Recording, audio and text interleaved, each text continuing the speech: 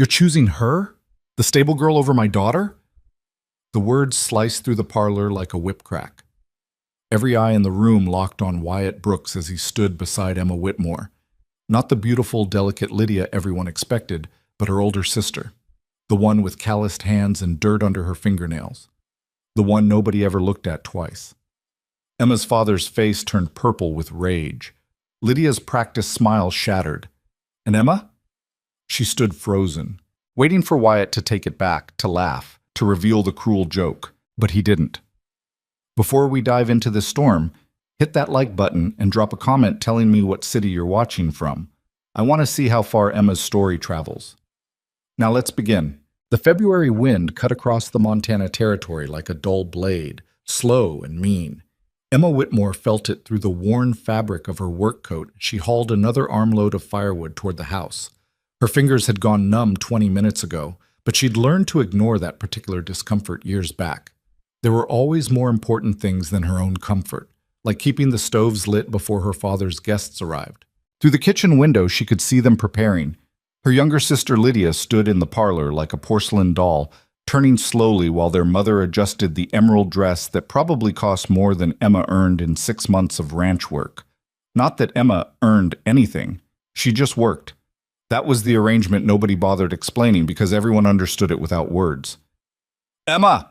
Her father's voice carried from the house, sharp and impatient. "Where's that firewood?" She didn't answer. Answering wasted breath she needed for carrying. She kicked open the kitchen door and dropped the load beside the cast-iron stove, bark and splinters scattering across the floor she'd scrubbed that morning. Her mother appeared in the doorway, lips pressed thin. "Clean that up, and for heaven's sake, use the back entrance. Mr. Brooks will be here within the hour." "Mr. Brooks has seen worse than wood chips, Mama. Not in this house, he hasn't." Her mother's eyes traveled over Emma's appearance with barely concealed disappointment. "Go upstairs and make yourself presentable. Lydia can't be the only daughter visible tonight." Emma almost laughed. Presentable? As if there were any dress in this house that could transform her into something worth looking at. She'd tried that game once, years ago, before she understood how it worked. Before she learned that some daughters were meant to be displayed, and others were meant to make sure the display didn't fall apart. "I'll wash up," Emma said, "but I'm not changing. If Mr. Brooks wants to see the Whitmore family, he should see all of it, even the parts we keep in the barn." Her mother's face hardened. "Your father knows exactly what I do around here." Emma moved past her toward the stairs. "He just prefers everyone else doesn't." The hot water in the basin upstairs was a luxury someone had prepared for Lydia. Emma used what was left, scrubbing the dirt from under her fingernails with a brush that had seen better days. Her face in the mirror looked weathered for 26. Brown hair pulled back in a braid that had started neat at dawn and given up by noon, skin tanned from work that wasn't supposed to mark a lady, gray eyes that held no illusions about what tonight meant. Wyatt Brooks was coming to choose a bride. Everyone knew it. The arrangement had been negotiated in careful letters between her father and James Brooks over the past 3 months. The Whitmore Ranch was dying, slowly, painfully, but definitely dying. Debts piled up like winter snow. Cattle prices had dropped. The water rights dispute with the Hendersons was bleeding them dry in legal fees they couldn't afford. The Brooks Ranch, on the other hand, was an empire. Thousands of acres, profitable herds, political connections that reached all the way to the territorial governor. But even empires needed alliances, and apparently James Brooks had decided a marriage would seal this particular deal better than a handshake. So Wyatt was coming to inspect the merchandise. Emma pulled on her only clean shirt, plain blue cotton, serviceable, and her work pants. Her mother would hate it. Her father would probably send her back upstairs. But she was tired of pretending she was something she wasn't. If she had to stand in that parlor and watch her sister get chosen like a prize heifer, she'd at least do it honestly. The voices downstairs had changed, deeper now, male. Emma descended the stairs slowly, each step careful and deliberate. Not because she was nervous, she'd stopped getting nervous about these things, but because she wanted to see him before he saw her. Wyatt Brooks stood in the center of the parlor like he owned it. Tall, maybe 6'1" or 6'2", with the kind of build that came from actual work rather than gymnasium exercises. Dark hair, strong jaw, eyes that didn't match his polite smile. He wore a suit, but it looked uncomfortable on him, like something he'd put on for the occasion and would shed the moment he got home. Beside him stood his father, James Brooks, older, harder, with eyes that calculated the value of everything they touched. And beside the senior Brooks stood Emma's father, Richard Whitmore, wearing his best coat and his best performance of a man who hadn't mortgaged everything, including his daughters. "Ah, Lydia." Her father's voice dripped with pride. "Come meet Mr. Wyatt Brooks." Lydia glided forward, and Emma had to admit her sister had mastered the art. Every movement measured, graceful, designed to catch light and attention. The emerald dress whispered against the floor. Her blonde hair caught the lamplight. Her smile was warm but not eager, interested but not desperate. "Mr. Brooks." Lydia extended her hand. "It's a pleasure." Wyatt took her hand, bowed slightly over it. "Miss Whitmore, your father has spoken very highly of you." "I hope not too highly," Lydia said, a practiced laugh. "I'd hate to disappoint." Emma watched from the stairs, forgotten. This was the transaction. This was how it worked. Lydia would charm, father would negotiate, and eventually the Brooks men would leave with an agreement that would save the Whitmore ranch in exchange for one beautiful daughter. Then Wyatt's eyes lifted, found Emma standing there on the stairs in her work clothes and worn boots. Something shifted in his expression, not attraction. Emma wasn't fool enough to mistake it for that. More like recognition, the way you might spot something unexpected in a familiar landscape. "And this is—" Wyatt's question hung in the air. Her father turned, saw Emma, and his jaw tightened. "My older daughter, Emma, she was just—" "Bringing in firewood," Emma finished, descending the last few steps. "Someone had to make sure everyone stayed warm." An uncomfortable silence spread through the parlor. Her mother looked mortified. Lydia's smile stayed fixed, but her eyes went cold. James Brooks' expression suggested he'd found a rat in his dinner. But Wyatt Brooks was still looking at Emma with that strange, searching expression. "Firewood," he repeated. "In this weather, I imagine that's not easy work." "It's work," Emma said. "Same as any other."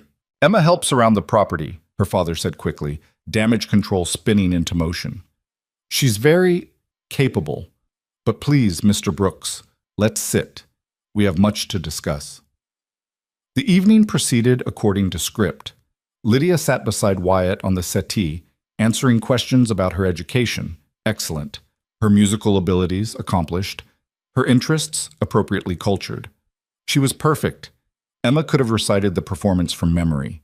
James Brooks directed most of the conversation, steering it toward business arrangements while maintaining the fiction that this was purely social. Richard Whitmore agreed with everything, laughed at every joke, and slowly sold his daughter with the desperate charm of a man watching his entire world collapse. Emma served coffee, poured drinks, remained invisible except when usefulness demanded otherwise. But every time she moved through the room, she felt Wyatt Brooks watching her. Not the way men usually watched when they wanted something, more like he was trying to figure out a puzzle that didn't quite fit the pattern he expected. Around 9 o'clock, James Brooks stood. "Well, Richard, I believe we've had a productive evening. Wyatt, we should head back, early morning tomorrow." "Of course." Wyatt rose, but his attention stayed on Emma as she collected empty cups. "Miss Emma, do you ride?" The question came out of nowhere. Everyone in the parlor froze. Yes," Emma said. "Someone has to check the fence lines." "The north pastures are beautiful this time of year, even in winter," Wyatt said. "Perhaps you could show me the property tomorrow, if your father permits." Richard Whitmore's smile looked painful. "I'm sure Lydia would be delighted to—" "I'd like Miss Emma to show me," Wyatt interrupted, polite but firm. "If she's the one checking fence lines, she knows the land better than anyone." James Brooks' expression darkened. "Wyatt, we discussed—" "A tour of the property," Wyatt finished. "And Miss Emma clearly works the property. Makes sense she'd give the tour."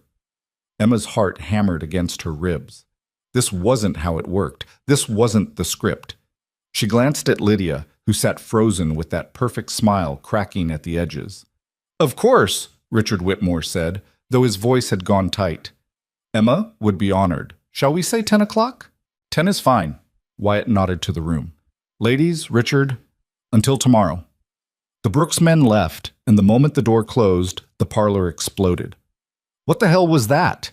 Richard Whitmore's face had gone crimson. "He's supposed to be courting Lydia." "He was just being polite," Emma's mother said quickly, asking about the property, nothing more. He looked at her, Lydia said quietly, and for the first time Emma heard something genuine in her sister's voice, something hurt and confused. The whole evening, he kept looking at her. Because she looked like a field hand in my parlor. Richard turned on Emma. What were you thinking coming down dressed like that? You told me to be presentable, Emma said. This is what presentable looks like on me. Don't be smart with me. That man is our only chance to save this ranch, and you— I didn't do anything, Emma said, exhausted suddenly. I brought in firewood. I served coffee. I stayed out of the way, just like always. Then why did he ask for you? Her father's voice dropped to something dangerous. What did you do? Nothing. I don't know. And that was true. Emma had no idea why Wyatt Brooks had singled her out. It didn't make sense. Men like him didn't notice women like her. That was how the world worked. Well, you'll fix it tomorrow, Richard said. You'll take him on this damn tour, you'll talk up Lydia the entire time, and you'll make it clear where his attention should be. Understood? Emma nodded. There was no point arguing. That night, lying in her narrow bed listening to the wind rattle her window, Emma tried to make sense of it. Maybe Wyatt Brooks was just being kind. Maybe he felt sorry for the rough-handed older sister clearly pushed aside for the prettier one. Maybe he genuinely wanted to see the property and didn't care who showed him. Or maybe, a small voice whispered, he saw something the others didn't. Emma crushed that thought immediately. That kind of hope was dangerous. She'd learned that years ago. Morning came cold and clear. Emma was up before dawn, same as always, tending to the horses and checking the animals. By the time Wyatt Brooks arrived at 10, she'd already put in half a day's work. He came alone. That surprised her. No father watching over his shoulder, no chaperone insisting on propriety, just Wyatt Brooks on a big gray horse dressed in practical riding clothes that looked far more comfortable than last night's suit. Miss Emma? He tipped his hat. Mr. Brooks. She'd saddled her own horse, a bay mare named Rosie, who'd seen better days but still had good instincts. The property's not much to see this time of year, but I'll show you what we have. They rode in silence for the first 20 minutes, following the fence line toward the north pastures. Emma pointed out boundaries, water sources, sections that needed repair. She spoke plainly, without embellishment, the way she talked to one of the ranch hands. Wyatt listened without interrupting. Finally, as they crested a small hill overlooking the valley, he spoke. You do all this yourself? Not all of it. We have 2 hands who help, but most of it, yes. Your father is busy managing finances and legal matters, Emma said, repeating the script she'd been taught. And Lydia handles the household and social obligations. And you handle everything else. It wasn't a question, but Emma answered anyway. Someone has to. Wyatt dismounted near a section of fence that sagged badly, running his hand along the worn wood. This needs replacing. I know. Along with about 40 other sections, we don't have the lumber. The water rights dispute with the Hendersons. How bad is it? Emma hesitated. This wasn't proper conversation. She wasn't supposed to know about these things, much less discuss them with a potential business partner. But lying seemed pointless. He'd find out eventually if this alliance happened. Bad, she said. We've been sharing creek access for 20 years, but 3 years ago they tried to cut us off completely. Said the original agreement was invalid. It's been in court ever since, bleeding us dry. Who's in the right? Legally? Probably us. Practically? Doesn't matter. We can't afford to keep fighting, and they know it. Wyatt was quiet for a long moment, studying the fence, the land, the distant mountains. Your father seems to think a marriage alliance with my family will solve his problems. Emma's hands tightened on the reins. My father thinks a lot of things. And what do you think? The question caught her off guard. Nobody asked what she thought about anything. I think, Emma said carefully, that alliances only work if both sides honor them. And I think marriage is a hell of a thing to stake a ranch on. Wyatt turned to look at her fully. You don't approve of this arrangement. Doesn't matter if I approve. It's not my arrangement. But it's your sister. Lydia knows what she's getting into. She's been prepared for this kind of match her whole life. Emma kept her voice neutral. She'll make you a good wife, Mr. Brooks. She's beautiful, educated, cultured, everything a man in your position should want. And what if that's not what I want? Emma's heart stuttered. She told herself she'd misheard, misunderstood. I don't follow. Wyatt mounted his horse again, but he didn't move to ride. Last night, when I looked around your parlor, you want to know what I saw? I saw a stage.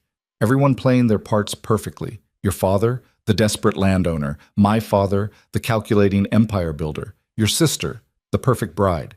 Even my own role. The dutiful son making an advantageous match. That's how these things work, Emma said. I know. I've been to a dozen of these arrangements, met a dozen perfect daughters in a dozen beautiful parlors, and every single one felt exactly the same. Empty. Performed. He looked at her. Then you came down those stairs in work clothes with dirt under your fingernails, and for the first time in months, I saw something real. Emma couldn't breathe properly. This was wrong. This was dangerous. This was... Mr. Brooks, you should know that my father instructed me to spend today talking up my sister's virtues, making sure you understood where your attention should be focused. Did he now? Yes. So let me be clear. Lydia is kind, intelligent, and accomplished. She plays piano beautifully. She speaks French. She'll host dinners and manage your household and never embarrass you in front of important people. She's everything I'm not. And what are you? The question hung between them like smoke. I'm the daughter who makes sure the firewood gets brought in, Emma said finally. That's all. I don't believe that. Believe what you want, Mr. Brooks. But I know how this story goes. You'll marry Lydia, the alliance will save my father's ranch, and everyone gets what they need. That's the arrangement. What if I want a different arrangement? Then you're a fool, Emma said bluntly. Lydia is the prize here. I'm just the help. Wyatt studied her for a long moment, something complicated moving behind his eyes. Then he smiled. Not the polite social smile from last night, but something genuine and slightly reckless. You know what my father told me before we left last night? He said, choose the pretty one. She'll photograph well and won't embarrass us at social functions. That's what he thinks marriage is for. Display and contracts. He's not wrong, Emma said. Not in your world. Maybe I'm tired of my world. They rode back slowly, the sun climbing toward noon. Emma's mind raced, trying to figure out what game Wyatt Brooks was playing. Men in his position didn't choose the rough-handed older sister. They just didn't. It violated every social rule, every practical consideration, every lesson Emma had learned about her place in the world. Unless he was toying with her. The thought arrived cold and sharp. Maybe this was some kind of test. Maybe he wanted to see if she'd overstep, get ideas above her station, embarrass herself by imagining she could compete with Lydia. Well, she wouldn't give him the satisfaction. When they reached the barn, Emma dismounted quickly. Thank you for the tour, Mr. Brooks. I'm sure my father will be eager to hear your thoughts. Emma, I have work to finish. She led Rosie into the barn without looking back. But that evening, when the Brooks men returned for dinner, everything went wrong. The meal was elaborate. Richard Whitmore had spent money they didn't have to impress. Lydia wore a different dress, even more stunning than the night before. The table glittered with their best silver, polished until it hurt to look at. Emma had been instructed to eat in the kitchen. She was halfway through a cold plate when her father appeared in the doorway, face pale. Emma. Parlor. Now. Her stomach dropped. What's wrong? Just come. The parlor felt airless when she entered. Her mother sat rigid on the settee. Lydia stood by the window, her back to the room. James Brooks looked like he'd swallowed something poisonous. And Wyatt Brooks stood in the center of it all, chin raised, shoulders squared. Tell her, Richard Whitmore said, voice strangled. Wyatt turned to Emma. I've informed both our fathers that if this alliance is to proceed, you're the daughter I intend to marry. Not Lydia. You. The floor dropped out from under Emma's world. No, she heard herself say. No, that's not... You can't... You're choosing her? Richard Whitmore's voice climbed toward hysteria. The stable girl over my daughter? I'm choosing the woman who actually runs this ranch, Wyatt said calmly. The woman who knows every fence line, every water source, every problem you've been hiding behind pretty dresses and dinner parties. I need a partner, Mr. Whitmore, not a decoration. This is insane, James Brooks said. Wyatt, we discussed... You discussed, Wyatt interrupted. I'm deciding. Lydia finally turned from the window. Her face was composed, but Emma could see the devastation underneath. It's fine, Lydia said quietly, if that's what Mr. Brooks wants. It's not fine. Richard Whitmore's face had gone purple. Emma is completely unsuitable. She has no social graces, no education, She has more practical knowledge than half the ranchers in this territory, Wyatt said. Including you, sir, if you'll pardon my saying so. The insult hung in the air like gun smoke. Richard Whitmore looked at Emma with something between rage and desperation. Refuse him. What? Refuse him. Tell him you won't marry him. Tell him the arrangement is for Lydia, as it should be. Emma's mind reeled. This was madness. Wyatt Brooks was offering her an escape from this house, from invisibility, from a future of endless work and no acknowledgement. And her father wanted her to refuse it so Lydia could have what Lydia was supposed to have. The old Emma would have done it. The Emma who believed she existed only to make sure everyone else got what they needed. But something had broken inside her today. When Wyatt Brooks looked at her on that hill and asked what she thought, when he saw value in the parts of her everyone else treated as worthless. No, Emma heard herself say. What did you say? I said no. Her voice got stronger. If Mr. Brooks wants to marry me, I accept. Her father's face went white. Emma, I'm warning you. Warn all you want. 26 years of silence cracked open. You've treated me like hired help my entire life, worked me like a ranch hand, fed me kitchen scraps, kept me invisible so Lydia could shine. And now you want me to refuse the one man who's ever seen me as more than a pair of hands. No, I'm done making myself small for your comfort. You ungrateful? Richard. Emma's mother's voice cut through, quiet but firm. Stop. Everyone turned to stare at her. Emma's mother stood slowly, her face unreadable. She's right. We've used her shamefully. I've used her shamefully. She looked at Emma with something that might have been regret. If Mr. Brooks sees value in you, perhaps we should have seen it too. Margaret, you can't be serious. I'm entirely serious. She turned to Wyatt. If my daughter accepts your proposal, she goes with my blessing, such as that's worth. Lydia made a small sound, quickly stifled. James Brooks stood abruptly. This is ridiculous. Wyatt, we're leaving. Now. I'm staying, Wyatt said, to finalize arrangements. You're throwing away a perfectly good alliance for a woman who can actually help me build something, Wyatt finished. Yes, father, I am. James Brooks stared at his son with cold fury. Then he grabbed his coat and hat. Fine, ruin yourself, but don't expect me to clean up the mess. He slammed out of the house. The silence he left behind felt fragile, like glass about to shatter. Richard Whitmore looked at Emma with something she'd never seen before. Not love, not respect, but a kind of bitter recognition that she'd finally become someone he couldn't control. Get out, he said quietly. Both of you. Get out of my house. Richard, Emma's mother started. I said get out. He was shaking. If she wants to humiliate this family, she can do it elsewhere. Wyatt moved to Emma's side. Can you be ready to leave in 10 minutes? Emma thought about her room upstairs. The narrow bed, the worn clothes, the few possessions she'd accumulated in 26 years of making herself useful. None of it felt worth keeping. I'm ready now, she said. They walked out together into the February night. The cold bit through Emma's shirt, but she barely felt it. Behind her, she heard Lydia crying softly, and her mother's voice trying to comfort. Her father's rage followed them all the way to the barn. Wyatt saddled both horses while Emma stood there, numb and shaking. You didn't have to do that, she said. Any of it. Yes, I did. He checked the cinch on his saddle. I'm tired of building my life according to my father's blueprints. And I'm tired of watching strong women get treated like furniture. You don't even know me. I know enough. He turned to her. I know you keep an entire ranch running with 2 hands and no recognition. I know you tell the truth even when lying would be easier. I know you're strong enough to survive out here. And that's more than I can say for most people. He paused. But if you want to stay... There's nothing for me here, Emma said. There never was. They mounted and rode into darkness, leaving the Whitmore ranch behind. Emma didn't look back. If she had, she might have seen her mother standing in the doorway, watching her daughter disappear. She might have seen Lydia at the window, one hand pressed to the glass.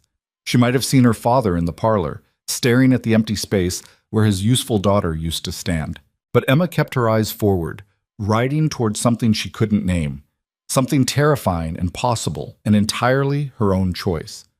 The Brooks Ranch appeared on the horizon just after midnight, a sprawling collection of buildings lit against the darkness like a city. Emma had heard about the scale of the operation, but seeing it stole her breath. This wasn't a ranch. This was an empire. Wyatt led her past the main barns toward a house that looked more like a mansion. Lights glowed in several windows despite the late hour. "My father will be waiting," Wyatt said. "Fair warning, he won't make this easy." "I didn't expect easy." They tied the horses and climbed the steps to a wide porch.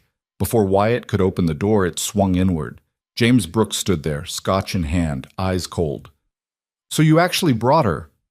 "I did," Wyatt said. James looked Emma up and down like she was livestock at auction. "You realize this is suicide for the Alliance? Richard Whitmore won't honor any agreement now. You've humiliated his favored daughter and stolen the wrong one." "I didn't steal anyone," Wyatt said. "Emma made her own choice." "Did she now?" James stepped aside to let them in. "Well then, Miss Emma, welcome to the Brooks Ranch. I do hope you understand what you've gotten yourself into." The interior of the house was overwhelming. High ceilings, expensive furniture, walls covered in paintings and trophies. Everything designed to remind you exactly how much power the Brooks family held. Emma had never felt smaller in her life. "Maria will show you to a room," James said, gesturing to an older Mexican woman who'd appeared from somewhere. "We'll discuss arrangements in the morning, assuming you both come to your senses by then." Emma followed Maria up a grand staircase and down a hallway lined with closed doors. The room Maria opened was bigger than Emma's entire bedroom back home, with a four-poster bed and curtains that probably cost more than a good horse. "Bathroom is through there," Maria said, pointing. "If you need anything, pull that cord. Someone will come." "Thank you," Emma managed. Maria started to leave, then paused. "For what it's worth, Mija, I think the young Mr. Brooks made a good choice. We could use someone real around here." Then she was gone, and Emma was alone in a room designed for someone who belonged. She sat on the edge of the bed, still wearing her work clothes, still smelling of horses and cold night air. Around her, the mansion settled into silence, expensive, suffocating silence. What had she done? 12 hours ago, she'd been invisible, miserable, but at least familiar with her misery. Now she was engaged to a man she barely knew, living in a house that felt like a museum, facing a future that made no sense according to any rules she understood. But when she closed her eyes, she remembered standing on that hill with Wyatt Brooks, speaking truthfully for the first time in years, being seen for the first time in her life. Maybe that was worth the terror. Emma lay back on the impossibly soft bed and stared at the ceiling, listening to the foreign sounds of her new prison, or her new freedom. She wouldn't know which until morning. Dawn came too early and too bright. Emma woke disoriented, tangled in sheets that felt like silk against her work-roughened skin. For a moment, she didn't remember where she was. Then it all crashed back. The choice, the fight, the midnight ride. James Brooks' cold eyes measuring her worth and finding her lacking. She sat up, muscles stiff from yesterday's tension. Through the window, she could see the Brooks Ranch spreading out in every direction, bigger in daylight than it had seemed in darkness. Barns, corrals, outbuildings, workers already moving between them like ants in a well-organized colony. This was what Wyatt stood to inherit. This was what his father thought she'd ruin. Someone knocked on the door. "Come in," Emma called, expecting Maria. Instead, Wyatt entered, already dressed for work in worn jeans and a flannel shirt that looked like he'd owned it for years. He carried a cup of coffee that smelled strong enough to wake the dead. "Thought you might need this." He set it on the bedside table. "How'd you sleep?" "Like someone who just burned down her entire life." Emma reached for the coffee. "Your father hate me yet?" "He hated you before you got here. Now he's just deciding how to get rid of you." Wyatt sat in the chair by the window, casual as if visiting women's bedrooms at dawn was perfectly normal. "He's called a family meeting for 8. That gives us an hour." "For what?" "For me to show you what you're actually getting into." He stood. "Get dressed. Wear something you can work in." Emma almost laughed. That's all I own. 20 minutes later, they were walking through the main barn, boots crunching on fresh straw. The scale of the operation made Emma's old ranch look like a child's plaything. Dozens of horses in clean stalls, tack organized with military precision, ranch hands moving with the efficiency of people who knew exactly what was expected. A few of them nodded to Wyatt. Most of them stared at Emma like she was a curiosity that had wandered in from somewhere else. We run about 2,000 head of cattle across 4 ranges, Wyatt was saying. Employ 32 full-time hands, another 20 seasonal during roundup. My father built this from nothing over 30 years. He's proud of that. Won't let anyone forget it. Including you? Especially me. Wyatt led her toward a corral where several men were working with young horses. He expects me to expand it, double the herd, acquire more land, push into markets back east, build an empire worthy of the Brooks name. And you don't want that? Wyatt was quiet for a moment, watching a sorrel colt buck against a training rope. I want to build something that lasts. That's not the same thing as building something big. One of the ranch hands approached, older, weathered, with the kind of face that had seen everything twice. Boss, we got a problem with the fence line up on the north ridge. Whole section came down in the wind last night. How many posts? Maybe 20. Could have been worse, but we'll need lumber. I'll write up after the meeting. Wyatt turned to Emma. This is Tom Gardner, our foreman. Tom, this is Emma Whitmore. She'll be working with us. Tom's eyebrows climbed toward his hat. Working with us or... Working, Emma said firmly. What kind of fence are we talking about? Tom glanced at Wyatt, uncertain, then back at Emma. Split rail mostly. Keeps the cattle from drifting into Henderson property. The Hendersons who are fighting my father over water rights? The same. Tom's expression shifted, reassessing. You know about that? I know my father's been bleeding money on lawyers while the Hendersons cut off creek access. I know it's going to bankrupt him inside 6 months. Emma looked at Wyatt. I'm guessing your father thought a marriage alliance would solve that problem. Tie the properties together, make the dispute irrelevant. That was the idea, Wyatt said. Except I'm not Lydia, and my father probably wants me dead right now, which means that alliance is toast. Emma turned back to Tom. So when that fence comes down and cattle drift onto Henderson land, we've got a different problem entirely. Tom's face split into something like a grin. I'll be damned. She actually knows ranching. She actually does, Wyatt said, which is why when my father tries to tear her apart at breakfast, I'd appreciate the men remembering who fixes fence lines around here. Tom nodded slowly. Word travels fast in a bunkhouse. I'll make sure it travels in the right direction. They continued walking, Wyatt pointing out various buildings and operations while Emma memorized everything. She'd always been good at this, absorbing information, understanding systems, seeing how pieces fit together. Her father had never valued the skill. Maybe here it would matter. The house loomed ahead, grand and intimidating in morning light. Emma's stomach tightened. Your father's going to want me gone, she said. Probably. And you're going to fight him on it. Definitely. Emma stopped walking. Why? You barely know me. For all you know, I'm terrible. I could be lazy, stupid, mean as a snake. Are you? No, but that's not the point.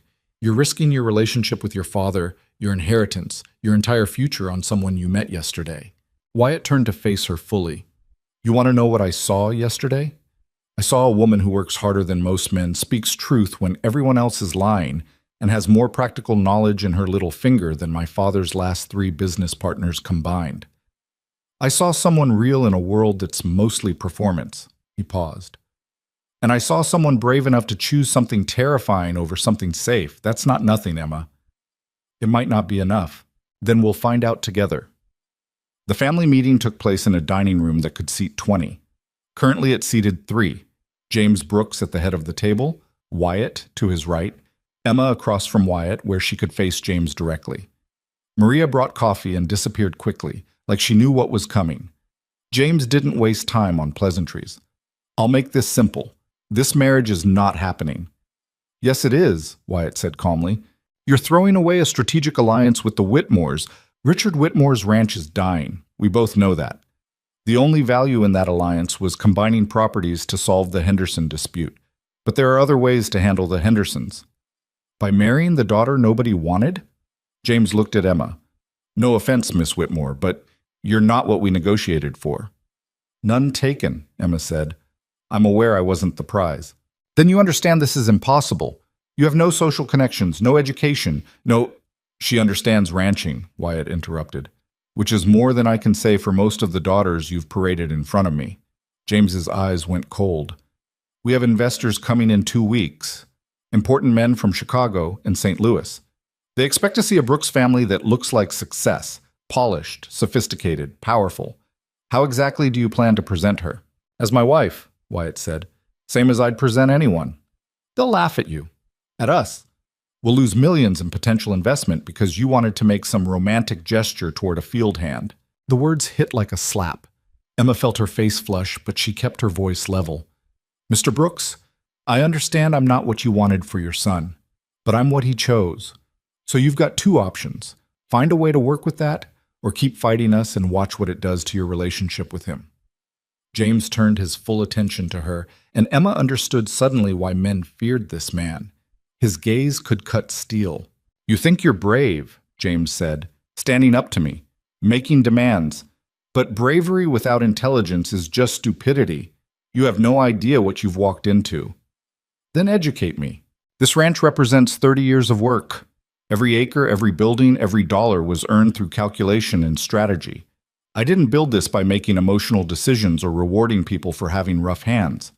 He leaned forward. I built it by being smarter and harder than everyone around me. And I'm not about to let my son tear it down because he was charmed by some frontier girl playing at equality. I'm not playing at anything, Emma said. I've worked ranches my entire life. I know cattle, horses, land management, water rights, fence repair, herd rotation, none of which matters in a business meeting with investors who expect a certain presentation. Emma understood then. This wasn't about her skills, it was about her not looking like she belonged in their world, not speaking like them, dressing like them, performing like them. So hire someone polished for your investor meetings, Emma said. I'll be out fixing the fence line on North Ridge where I can actually be useful. James smiled, but it wasn't friendly. Oh, you'll be at those meetings, Miss Whitmore.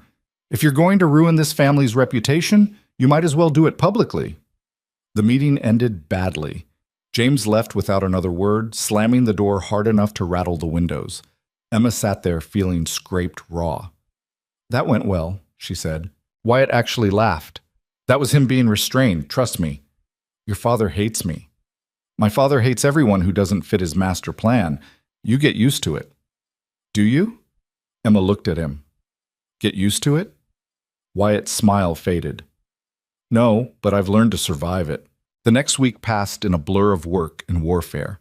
Emma threw herself into ranch operations, determined to prove her value where it actually counted. She rode fence lines with Tom Gardner, helped repair equipment, worked with the hands during morning roundups. The men were skeptical at first, another boss's wife playing rancher, until they saw her actually work. Emma could rope, ride, and repair better than half of them. She didn't complain, didn't quit when things got hard, and didn't expect special treatment. By day 4, Tom was assigning her real work instead of make work. By day 7, some of the hands were actually asking her opinion.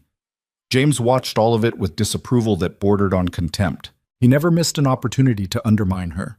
At dinner, he'd discuss business matters while speaking over Emma as if she wasn't there. When she offered suggestions, he'd dismiss them without consideration. He introduced her to visiting ranchers as Wyatt's project, leaving the implication hanging. Emma endured it because fighting him openly would only make things worse for Wyatt, but every slight built pressure inside her like steam in a sealed pipe. Wyatt saw it. You don't have to take this. Yes, I do, Emma said. They were sitting on the porch after another brutal dinner where James had spent an hour discussing investment strategies without once acknowledging Emma's presence. If I fight him every time, it just proves his point, that I'm difficult, unsuitable, a problem. You're not a problem. I'm a problem he didn't plan for, that's the worst kind. Emma watched the sunset paint the mountains red. He built this whole empire on control, controlling land, cattle, markets, people. And you brought home someone he can't control. Of course he hates me. He'll come around. Emma didn't believe that, but she didn't say so. Instead, she asked, Tell me about your mother. Wyatt went quiet, long enough that Emma thought he wouldn't answer. She died when I was 15, he finally said. Fever. It was fast, 3 days from healthy to gone. He paused. My father was different before that. Harder after. Like something broke in him that never healed. Did she work the ranch? No, she was exactly what my father wanted. Polished, educated, connected to the right families. She knew how to host dinners and navigate society and make everyone feel important. Wyatt smiled sadly. But she hated it. I found her journals after she died. Page after page about feeling like a decoration, a prop in someone else's show. Did your father know? I don't think he cared. She served her purpose. Wyatt looked at Emma. That's why I didn't want another polished daughter. I watched my mother suffocate slowly in that role. I won't do that to someone else. Emma understood then. This wasn't just about her. It was about Wyatt refusing to replicate his parents' marriage, refusing to become his father. I'm sorry, she said. About your mother. Me too. That night, Emma couldn't sleep. She wandered downstairs around midnight, thinking she'd find the kitchen, maybe make tea. Instead, she found James Brooks sitting in his study with a whiskey, staring at a portrait on the wall. The woman in the portrait was beautiful. Dark hair, kind eyes, elegant bearing. Catherine Brooks, presumably. She would have hated you, James said without looking away from the painting. Emma froze in the doorway. Excuse me? My wife. She would have seen exactly what you are, a rough-handed nobody trying to climb above her station. He finally turned to look at Emma. She understood the importance of maintaining standards, of marrying appropriately. Did she? Emma heard herself say. Or did she just understand how to survive the expectations you put on her? James's eyes went dangerous. You know nothing about my wife. I know she's dead, and you're still trying to control everything around you like that'll bring her back. The words came out sharper than Emma intended, but she didn't take them back. I know Wyatt is terrified of becoming like you, and I know whatever you're doing right now, drinking alone in the dark, talking to her portrait, isn't the behavior of someone who's won. For a moment, Emma thought James might actually hit her. He stood abruptly, fury radiating off him in waves. You have no idea what you're talking about. Maybe not, but I know what it looks like when someone's afraid. Emma held her ground. You're not angry because I'm unsuitable. You're angry because Wyatt made a choice you didn't control. And that terrifies you. Get out of my study. It's not your study. It's just a room where you sit and pretend you're still in control of everything. Get out. Emma left. Her hands were shaking. That had been stupid, dangerous, possibly suicidal for any hope of peace in this house. But she was so tired of swallowing words, bending, making herself smaller. She made it halfway up the stairs before she heard glass shatter in the study. The next morning, news came that changed everything. Tom Gardner burst into the barn where Emma was checking on a mare with an injured hoof. We got trouble. Big trouble. What kind? Cattle thieves hit the South Range last night. Took maybe 40 head. Emma's stomach dropped. 40 head was serious money. Does Wyatt know? He's riding out now with 6 men. But there's more. Tom's face was grim. Trail leads toward Henderson property. If Wyatt crosses that boundary chasing stolen cattle, it'll start a war, Emma finished. The Hendersons were already hostile over the water dispute. Armed Brooks men crossing onto their land would be all the excuse they needed for violence. I need a horse, Emma said.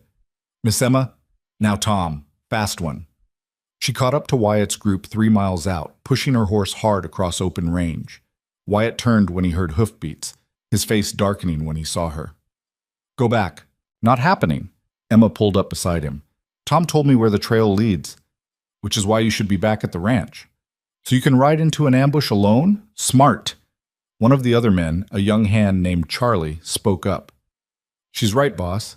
Hendersons have been looking for an excuse. This feels like bait. I don't care if it's bait, Wyatt said. They stole 40 head of our cattle. We're getting them back. And if the Hendersons are waiting with rifles, Emma demanded, if they shoot you for trespassing, what then? Then we shoot back. Emma had never seen this side of Wyatt, cold, determined, angry. This was the rancher, not the man who'd chosen her on a hillside. This was someone who'd fight for what was his regardless of cost. There's another way, she said. What way? Emma thought fast. Let me ride ahead, alone.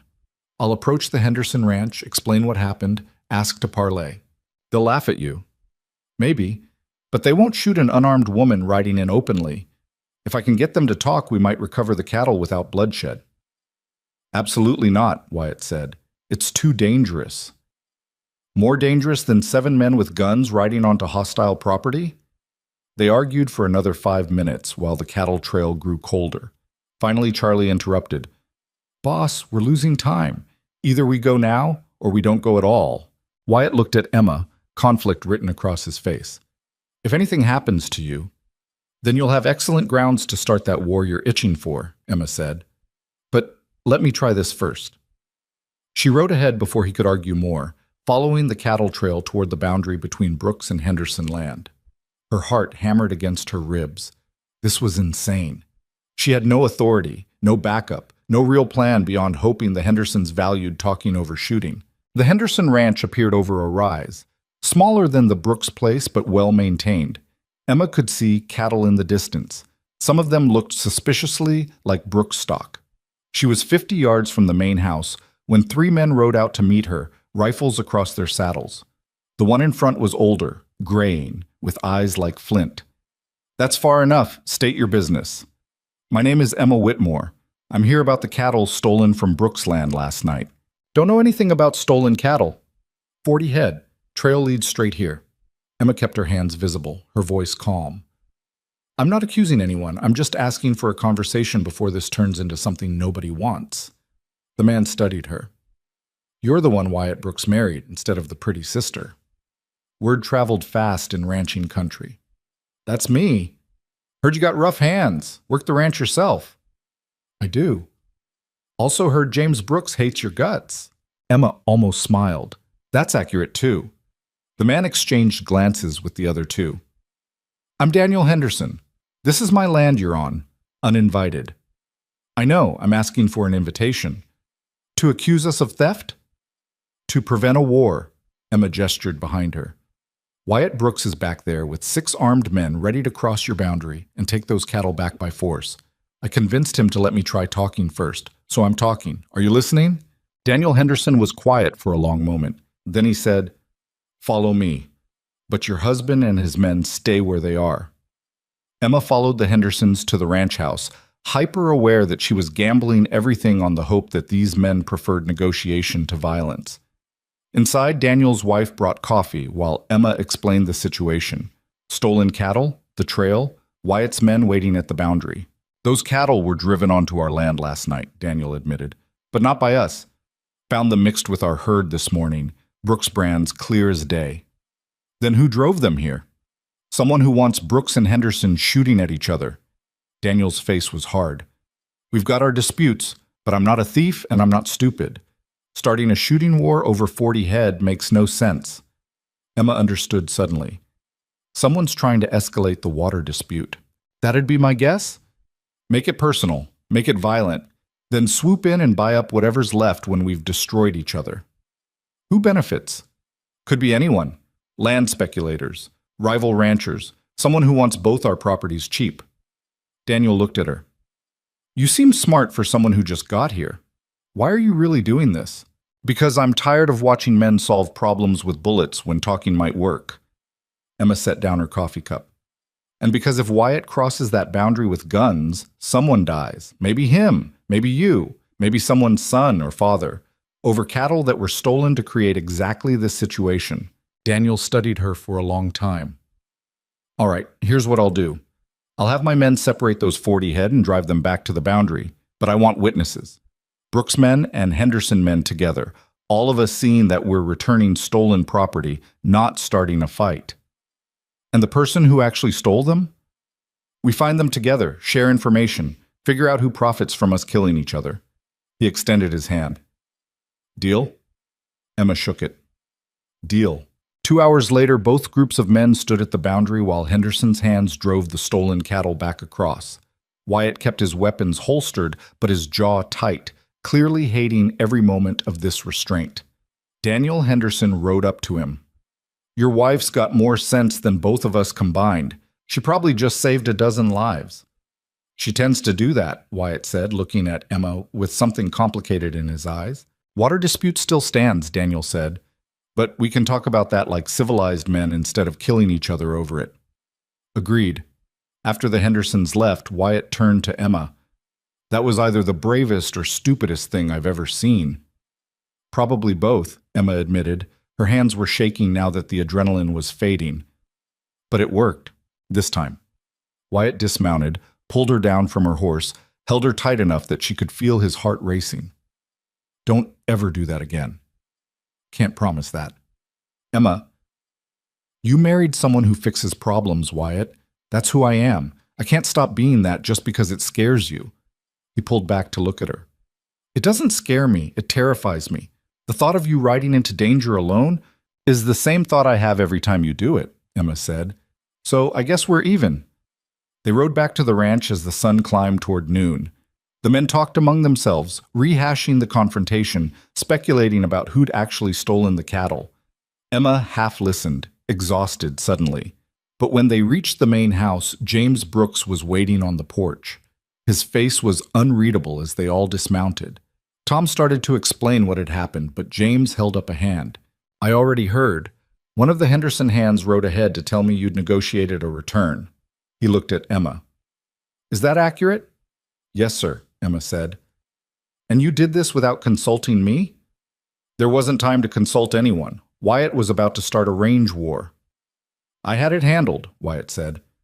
You had a plan to get shot, Emma corrected. I had a plan to not get shot. Mine worked better. Several of the ranch hands tried to hide smiles. James's expression didn't change. Come with me, both of you. They followed him into his study, the same room where Emma had confronted him last night. James poured himself a whiskey, didn't offer them any. Daniel Henderson just sent a rider, James said. Wants to meet next week to discuss the water dispute. Says he's open to negotiation now that cooler heads have prevailed. He looked at Emma. He specifically requested you be present. Emma blinked. Me? Apparently you impressed him, made him think the Brooks family might actually have someone reasonable to talk to. James took a drink. I still think you're completely unsuitable for this family. I think Wyatt made a terrible mistake choosing you over a proper alliance. But, Emma said, but you just prevented a war that would have cost me men, cattle, and probably any chance at resolving this water situation peacefully. James set down his glass. So, while I don't like you, don't approve of you, and don't believe you belong here, I'm willing to tolerate your presence. For now. It wasn't acceptance. It wasn't even close to warmth. But it was the first crack in James Brooks' absolute opposition. Thank you, Emma said carefully. Don't thank me. Just don't make me regret this. James turned to Wyatt. The investor dinner is still happening in 4 days. She'll need appropriate clothing and enough coaching to not embarrass us. I can handle myself, Emma said. We'll see. James dismissed them with a gesture. Outside the study, Wyatt let out a long breath. That's the closest thing to approval you'll ever get from him. He still hates me. Yes, but now he hates you slightly less. Wyatt smiled. Progress. The next 4 days were brutal. Emma spent mornings working the ranch and afternoons being tutored by Maria on proper behavior for formal dinners, which fork for which course, how to make polite conversation without mentioning anything controversial, the art of smiling while saying nothing of substance. Emma hated every minute. This is ridiculous, she said after the third lesson on proper posture. I'm not going to transform into some society lady in 4 days. No one expects you to, Maria said. But Mr. Brooks expects you not to humiliate him. There's a difference. The night of the dinner arrived like an execution date. Emma stood in her room staring at the dress Maria had procured, deep blue, elegantly cut, expensive enough to make Emma's stomach hurt. She'd never worn anything like it. A knock on the door. Wyatt entered, stopped when he saw her. You look terrified, he said. I am terrified. Your father's right. I'm going to embarrass everyone. Probably. Wyatt crossed the room, took her hands. But you're also going to be honest, intelligent, and more knowledgeable about actual ranching than anyone in that dining room. So when they ask you questions, answer them. Don't perform. Don't try to be Lydia. Just be Emma. And if that's not good enough, then they're idiots and we'll take their money anyway. The dining room had been transformed. Crystal glittered, silver gleamed, everything positioned to impress. The investors arrived exactly on time. 3 men from Chicago, 2 from St. Louis, all dressed in expensive suits that screamed urban wealth. James made introductions. Gentlemen, my son Wyatt and his fiancée, Emma Whitmore. One of the Chicago men, Gerald something, smiled politely. Whitmore? Any relation to the Whitmores with the ranch east of here? My father, Emma said. Lovely property. Heard he's having some difficulties with water rights. This was a test. Emma could feel it. Say the wrong thing, reveal family weakness, confirm their suspicions that she was unsuitable. Every ranch in this territory has water disputes, Emma said. It's what happens when you're trying to build civilization in a place that doesn't want it. Gerald laughed. Well said. Dinner proceeded through multiple courses while James guided conversation toward business opportunities, expansion plans, profit projections. The investors asked intelligent questions. James provided confident answers. Wyatt supported his father's vision while subtly tempering some of the more aggressive projections. And Emma stayed quiet, playing the role she'd been assigned, until one of the St. Louis investors, Marcus Webb, turned to her directly. Miss Whitmore, what do you think of Mr. Brooks' plan to double the herd over the next 3 years? Every eye turned to Emma. This was it. The moment James had warned her about, the moment she could destroy everything. Emma looked at James, who stared back with cold warning. Then she looked at Wyatt, who nodded slightly. Tell the truth. I think it's dangerous, Emma said. The table went quiet. Dangerous how? Marcus asked. Doubling a herd requires doubling grazing land, water access, and winter feed capacity. This territory doesn't have unlimited resources. Push too hard, overgraze the range, and you destroy the land that makes the whole operation possible. Emma kept her voice calm, factual. My father made that mistake. He expanded too fast, borrowed too much, counted on cattle prices staying high. When they dropped, he couldn't adapt. Now he's losing everything. James's face had gone carefully blank. So you're suggesting we don't expand? Gerald asked. I'm suggesting expansion needs to be strategic, sustainable, based on actual carrying capacity rather than optimistic projections. Emma looked at James. Ambition is good. Recklessness is fatal. And you base this on... Marcus leaned forward, genuinely interested. On watching my father destroy a ranch through greed disguised as vision, and on working land long enough to know what it can actually support. For a moment, Emma thought James would explode. His hands were white-knuckled on his whiskey glass. Then Gerald started laughing. She's got a point, James. We've seen plenty of operations collapse from overexpansion. The ones that last are the ones that grow carefully. Miss Whitmore clearly understands ranching better than most men I've met, Marcus added, which is refreshing. Usually these dinners are all bluster and optimism. Nice to hear some practical sense. The evening shifted after that. The investors asked Emma more questions about land management, cattle breeds, market timing. She answered honestly, drawing on years of experience her father had never valued. By the time dessert arrived, the investors were nodding approvingly, and James looked like he'd swallowed glass.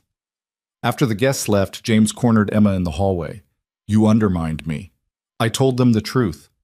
You made me look reckless in front of men whose money I need. You were being reckless, Emma said, and they knew it. I just said what they were already thinking. You don't know what they were thinking. Yes, I do. They're businessmen. They've seen operations fail from overexpansion. They were testing your judgment. Emma held his gaze. And if I'd sat there nodding along with an unsustainable plan, they would have lost confidence in this entire family. Wyatt appeared in the hallway. She's right, Father. Marcus told me on his way out that Emma's honesty impressed them. They're moving forward with the investment. James looked between them, fury and reluctant respect warring in his expression. Finally, he said, Don't ever embarrass me like that again. I didn't embarrass you, Emma said. I saved you. She walked away before he could respond, her heart pounding. That had been dangerous, maybe suicidal for her place here, but she was done swallowing truth to make powerful men comfortable. Later that night, she found Wyatt on the porch, staring out at the dark ranch. You could have backed your father, Emma said. I could have, but you were right. He looked at her. You saved that deal tonight. They would have gone along with his plan, then watched it fail and blamed him for it. Now they trust us to actually know what we're doing. Your father doesn't see it that way. My father doesn't like being wrong. He'll adjust. Wyatt pulled her close. You were magnificent tonight. Terrifying, but magnificent. Emma leaned against him, exhausted. Behind them, the house loomed dark and massive. Somewhere inside, James Brooks was probably plotting how to get rid of her. But Emma had survived the test. She'd spoken truth and lived through it. For tonight, that was enough. The morning after the investor dinner, Emma woke to find an envelope slipped under her door. No name on it, just expensive paper sealed with wax. She opened it carefully. The handwriting was elegant, feminine, achingly familiar. Emma, I need to see you. Please, don't tell father. L. Emma's hands trembled, holding the letter. Lydia. Here. Somehow. She dressed quickly and went downstairs where Maria was preparing breakfast in the kitchen. Did someone arrive last night? Emma asked, after the dinner. Maria's face went carefully neutral. A young woman came to the servants' entrance around midnight, asked for you specifically. Mr. James doesn't know she's here. Where is she? The guest cottage, the small one by the east barn. Maria handed Emma a basket. Take her this. She looked half-starved. Emma found Lydia sitting on the cottage steps, still wearing the same traveling dress she must have ridden in. Her hair, usually perfect, hung in tangled waves.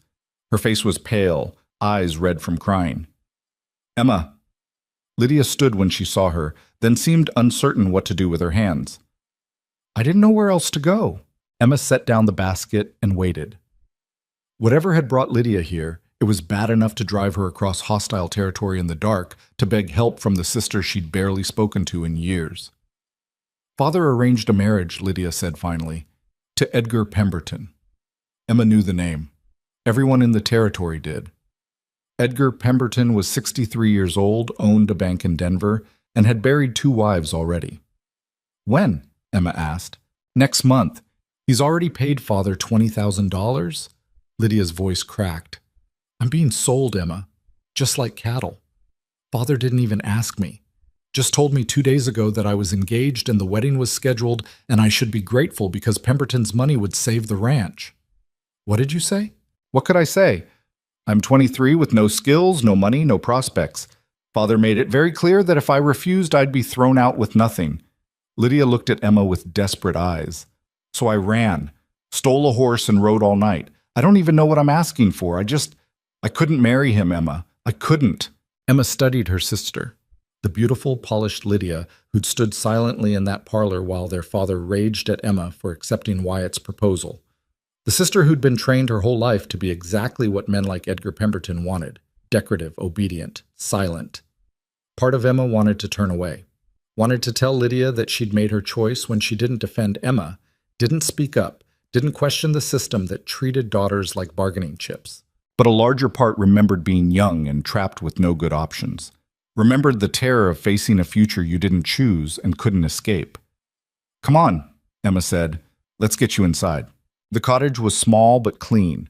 Emma got Lydia settled with food and water while her sister explained the rest. How Father had been drinking more since Emma left, raging about betrayal and ungrateful daughters. How he'd sought out Pemberton deliberately, knowing the man would pay well for a young, beautiful wife. How Lydia had overheard him telling Mother that if Emma had ruined one alliance, Lydia would fix it by making a better one. He called it a business opportunity, Lydia said bitterly.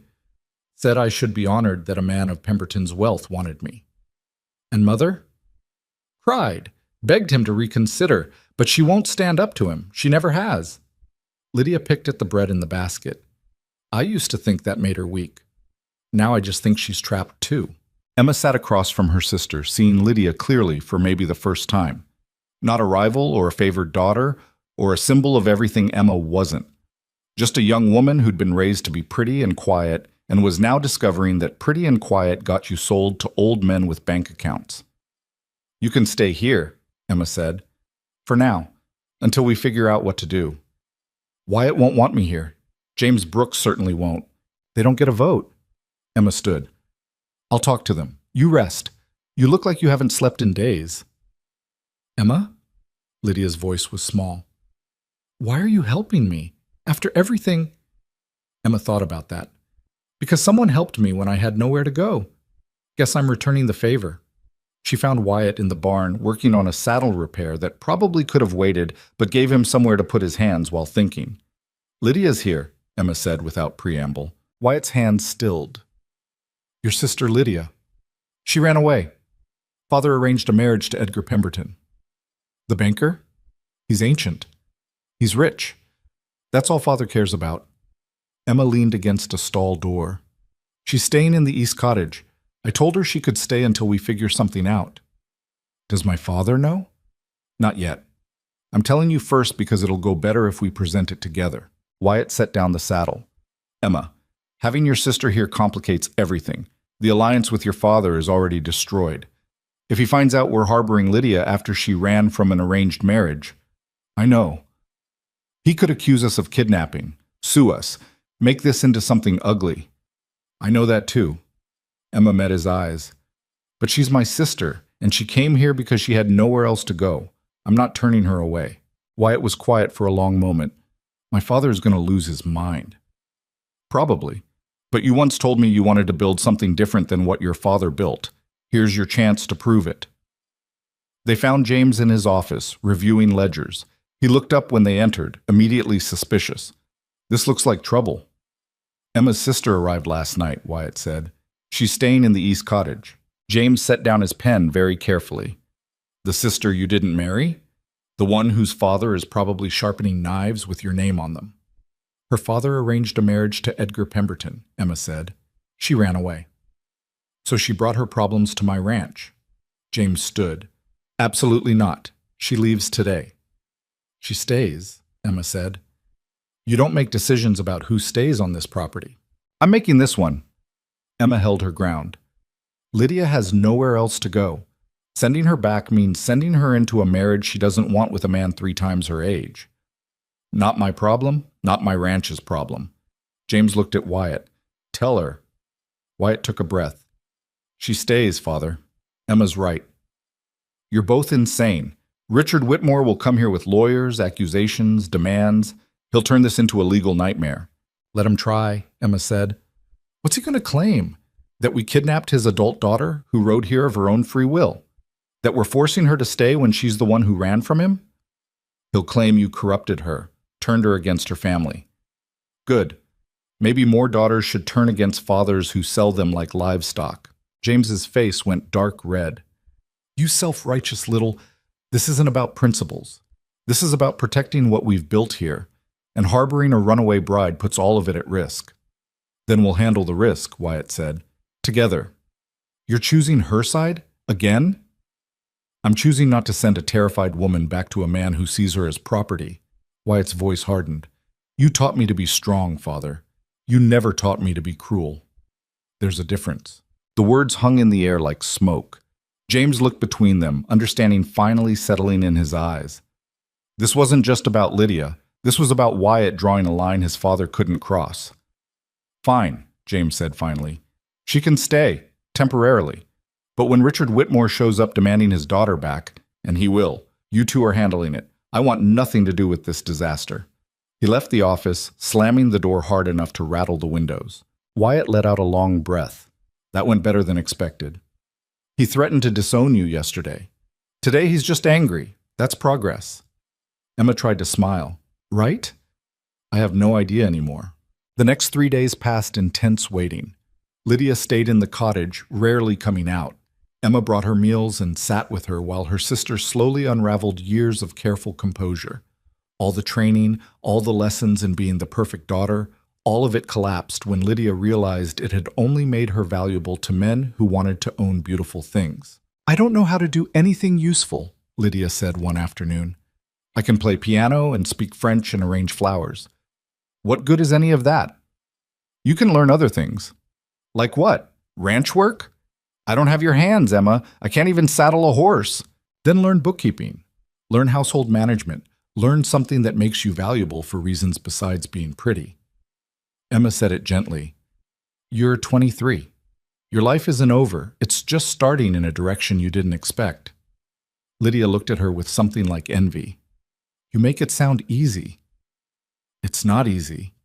It's terrifying and hard, and some days I want to quit, but it's mine. That's the difference."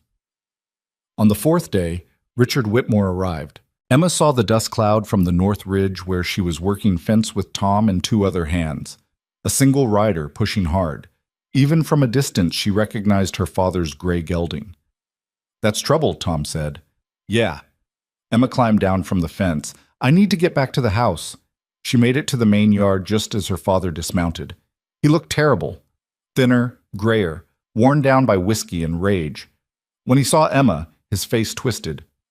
"Where is she?" "Hello, Father." Emma stayed calm.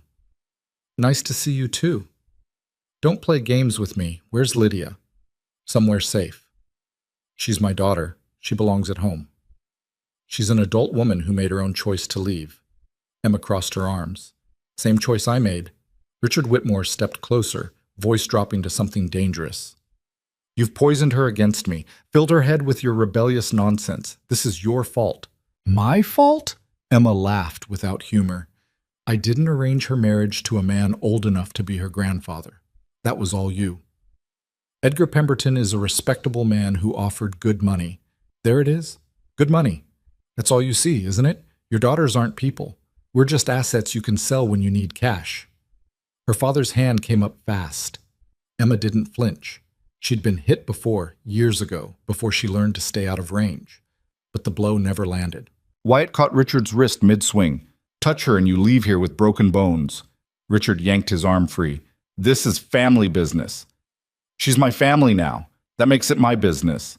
Wyatt positioned himself between Emma and her father. "You want to talk to Lydia? We can arrange that. But you don't get to come onto my property and threaten my wife." "She's not your wife yet." "Close enough. And my father may tolerate you. I don't have to." For a moment, Emma thought her father might actually swing at Wyatt. But Richard Whitmore was a bully, not a fighter. He backed down, redirecting his rage. "Lydia is coming home. Today. Or I'll have the law on both of you." "On what charge?" Emma asked. "She rode here herself. She's staying of her own free will. What law have we broken?" "I'll find one." Richard's eyes were desperate now. "I'll ruin you, both of you. I'll tell everyone what you are. A scheming little witch who destroyed her own family." "Tell whoever you want," Emma said. "I'm done caring what you think. You'll care when no one in this territory does business with the Brooks Ranch because of you, when investors pull out, when—" "Father!" Lydia's voice cut across the yard. She stood near the barn, still wearing the simple dress Maria had given her, hair pulled back in a practical braid. She looked smaller than Emma remembered, younger, but her voice was steady. Richard spun toward her. "Lydia, thank goodness. Get your things. We're leaving." "No." The word hung in the air. "What did you say?" "I said no." Lydia walked closer, each step deliberate. "I'm not marrying Edgar Pemberton. I'm not going back to that house. I'm not—" Her voice wavered but held. "I'm not for sale anymore." Richard's face went white, then red. "You ungrateful. After everything I've done for you. You dressed me up and showed me off and treated me like a prize horse," Lydia said. "That's not love, Father. That's livestock management. I gave you everything. Education, clothes, opportunities. You gave me training in how to be valuable to rich men." Lydia's composure cracked slightly. "And now you're upset that I don't want to use that training to save your failing ranch. The ranch is failing because your sister destroyed our alliance with the Brooks family. The ranch is failing because you made bad decisions for years and refused to admit it," Emma said. "Stop blaming your daughters for your mistakes." Richard looked between them, understanding finally penetrating his rage. Both daughters, standing together, refusing him. His whole strategy collapsed around him. "Fine," he said, voice shaking. "Keep each other. You're both dead to me. No inheritance, no family, nothing. You want to be independent? Be independent. See how long you last without my name protecting you." "Your name has been a weight around my neck since birth," Emma said. "I'll manage without it." Richard Whitmore climbed back on his horse. Before leaving, he looked at Lydia one more time. "When you come crawling back, and you will, don't expect me to take you in. I'm done with daughters who don't know their place." "Good," Lydia said quietly. "I never want to see you again." He rode off in a cloud of dust and bitterness. Emma watched him go, feeling nothing. No sadness, no anger, just a kind of empty relief that the final tie had been cut. Beside her, Lydia was crying, silent tears running down her face while her shoulders shook. Emma put an arm around her sister. You did good. I just destroyed my entire life. No, you just started building a new one. Wyatt approached carefully. Lydia, you're welcome to stay as long as you need. We'll figure something out. Lydia wiped her eyes. Thank you, both of you. I know this complicates everything. Everything was already complicated, Emma said. This just makes it more interesting. That evening, James summoned them all to his office. Emma, Wyatt, and Lydia stood before his desk like students called before a headmaster. Well, James said, that was a disaster. It was necessary, Wyatt said. Richard Whitmore will tell everyone in the territory that we're harboring his runaway daughter. He'll poison every business relationship we have. Investors will hear about family chaos and reconsider their commitments. James looked at Emma. This is what happens when you let emotions drive decisions. This is what happens when you stop treating people like property, Emma shot back. Yes, it's messy. Yes, it creates problems. But it's the right thing to do. Right doesn't pay debts. Right doesn't expand operations. Right doesn't build empires? Emma interrupted. Maybe not, but it builds something that lasts longer than money. James studied her for a long moment. You actually believe that? I do. Then you're naive. He turned to Lydia. Can you work, or are you just another mouth to feed? Lydia straightened her spine. I can learn. Whatever you need me to do, I'll learn. Bookkeeping, James said. We need someone to organize the accounts, track expenses, manage payroll. It's tedious work that requires attention to detail and no physical strength. Think you can handle it? Yes, sir. You'll work with Maria. She'll teach you the household accounts first, then move you to ranch operations. James's expression didn't soften. You make mistakes, you're gone. You cause trouble, you're gone. You prove to be useless, you're gone. Understood? Understood. After Lydia left, James poured himself a whiskey. You too are going to be the death of this ranch. Or its salvation, Wyatt said. Depends on your perspective. My perspective says we're now enemies of the Whitmore family, harboring a runaway, and inviting gossip from every rancher in Montana. James took a drink. But I suppose we're committed now. We are, Emma said. James looked at her with something that might have been grudging respect. You don't back down, do you? Not when I'm right. And you think you're always right? No. But I know the difference between right and convenient. You taught your son to build an empire. Someone should have taught him when to burn one down instead. James almost smiled. Almost. Get out of my office. Both of you. Outside, Wyatt let out a breath he'd been holding. I think that's the closest thing to approval you'll ever get from him. He still hates me. Yes, but he's starting to respect you. That's different. The following weeks transformed the ranch in subtle ways. Lydia threw herself into bookkeeping with the desperation of someone who needed purpose to survive. She was good at it, meticulous, organized, quick with numbers. Within 2 weeks, she'd identified several accounting errors that had been costing them money. Within a month, she'd reorganized the entire system. Your sister has a mind for finance, James said grudgingly one evening. Surprising. Only if you assumed she was just decorative, Emma said. The meeting with Daniel Henderson happened on a clear morning in late March. Both families gathered at a neutral property, an abandoned line shack halfway between their ranches. Emma, Wyatt, and James represented the Brooks side. Daniel Henderson brought his 2 sons and a lawyer. The water dispute had poisoned relations for years, but the cattle incident had shifted something. Both sides were tired of fighting. Both sides needed resolution more than they needed to win. Emma sat quietly while the men discussed technical details of creek access, seasonal flow rates, historical usage patterns. James presented the Brooks family's position. Daniel countered with Henderson claims. The lawyer took notes and suggested compromise language. After 2 hours of negotiation, they'd made almost no progress. The same arguments in circles. The same positions held rigidly. Finally, Emma spoke up. Can I ask a question? All eyes turned to her. What do both families actually need, not want, need, to survive? Daniel frowned. Access to the creek, especially in summer when other sources dry up. Same, James said. We can't run our herds without reliable water. So you both need the creek, Emma said.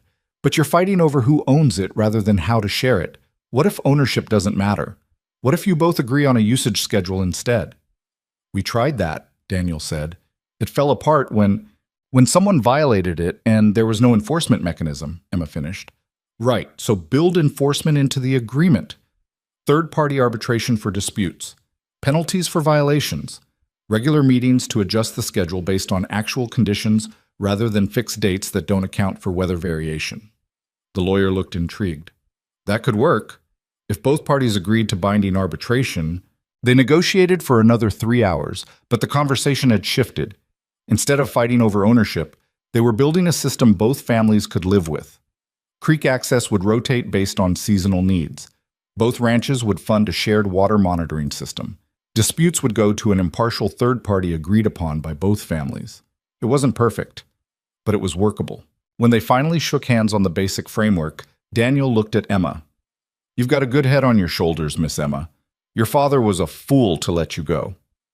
My father didn't let me do anything, Emma said. I left. On the ride back, James was unusually quiet. Finally, he said, That was good work today. Emma nearly fell off her horse. Thank you. Don't let it go to your head. You still have a long way to go before you understand how this business really works. Of course, sir. But Wyatt was grinning. Later, when they were alone, he said, That's the first real compliment I've heard him give anyone in years. He still thinks I'm unsuitable. Probably, but he's starting to think you might be useful. That's better. Spring deepened into the territory, bringing green to the brown hills and hope to operations that had survived another brutal winter. The investment deal moved forward, though at a smaller scale than James had wanted. The Henderson Agreement was formalized with lawyers and witnesses. The ranch settled into a rhythm that felt almost stable. Lydia continued working with the books, slowly building confidence in her own abilities. She still had moments of panic, waking up terrified that father would appear and drag her back. But those moments grew fewer as the weeks passed. One evening, Emma found her sister on the cottage porch, watching the sunset paint the mountains gold. You look settled, Emma said. I look trapped in a different way, Lydia corrected. But it's a better trap, one I chose. That's something. Lydia was quiet for a moment. I owe you an apology for how I acted when you were at home.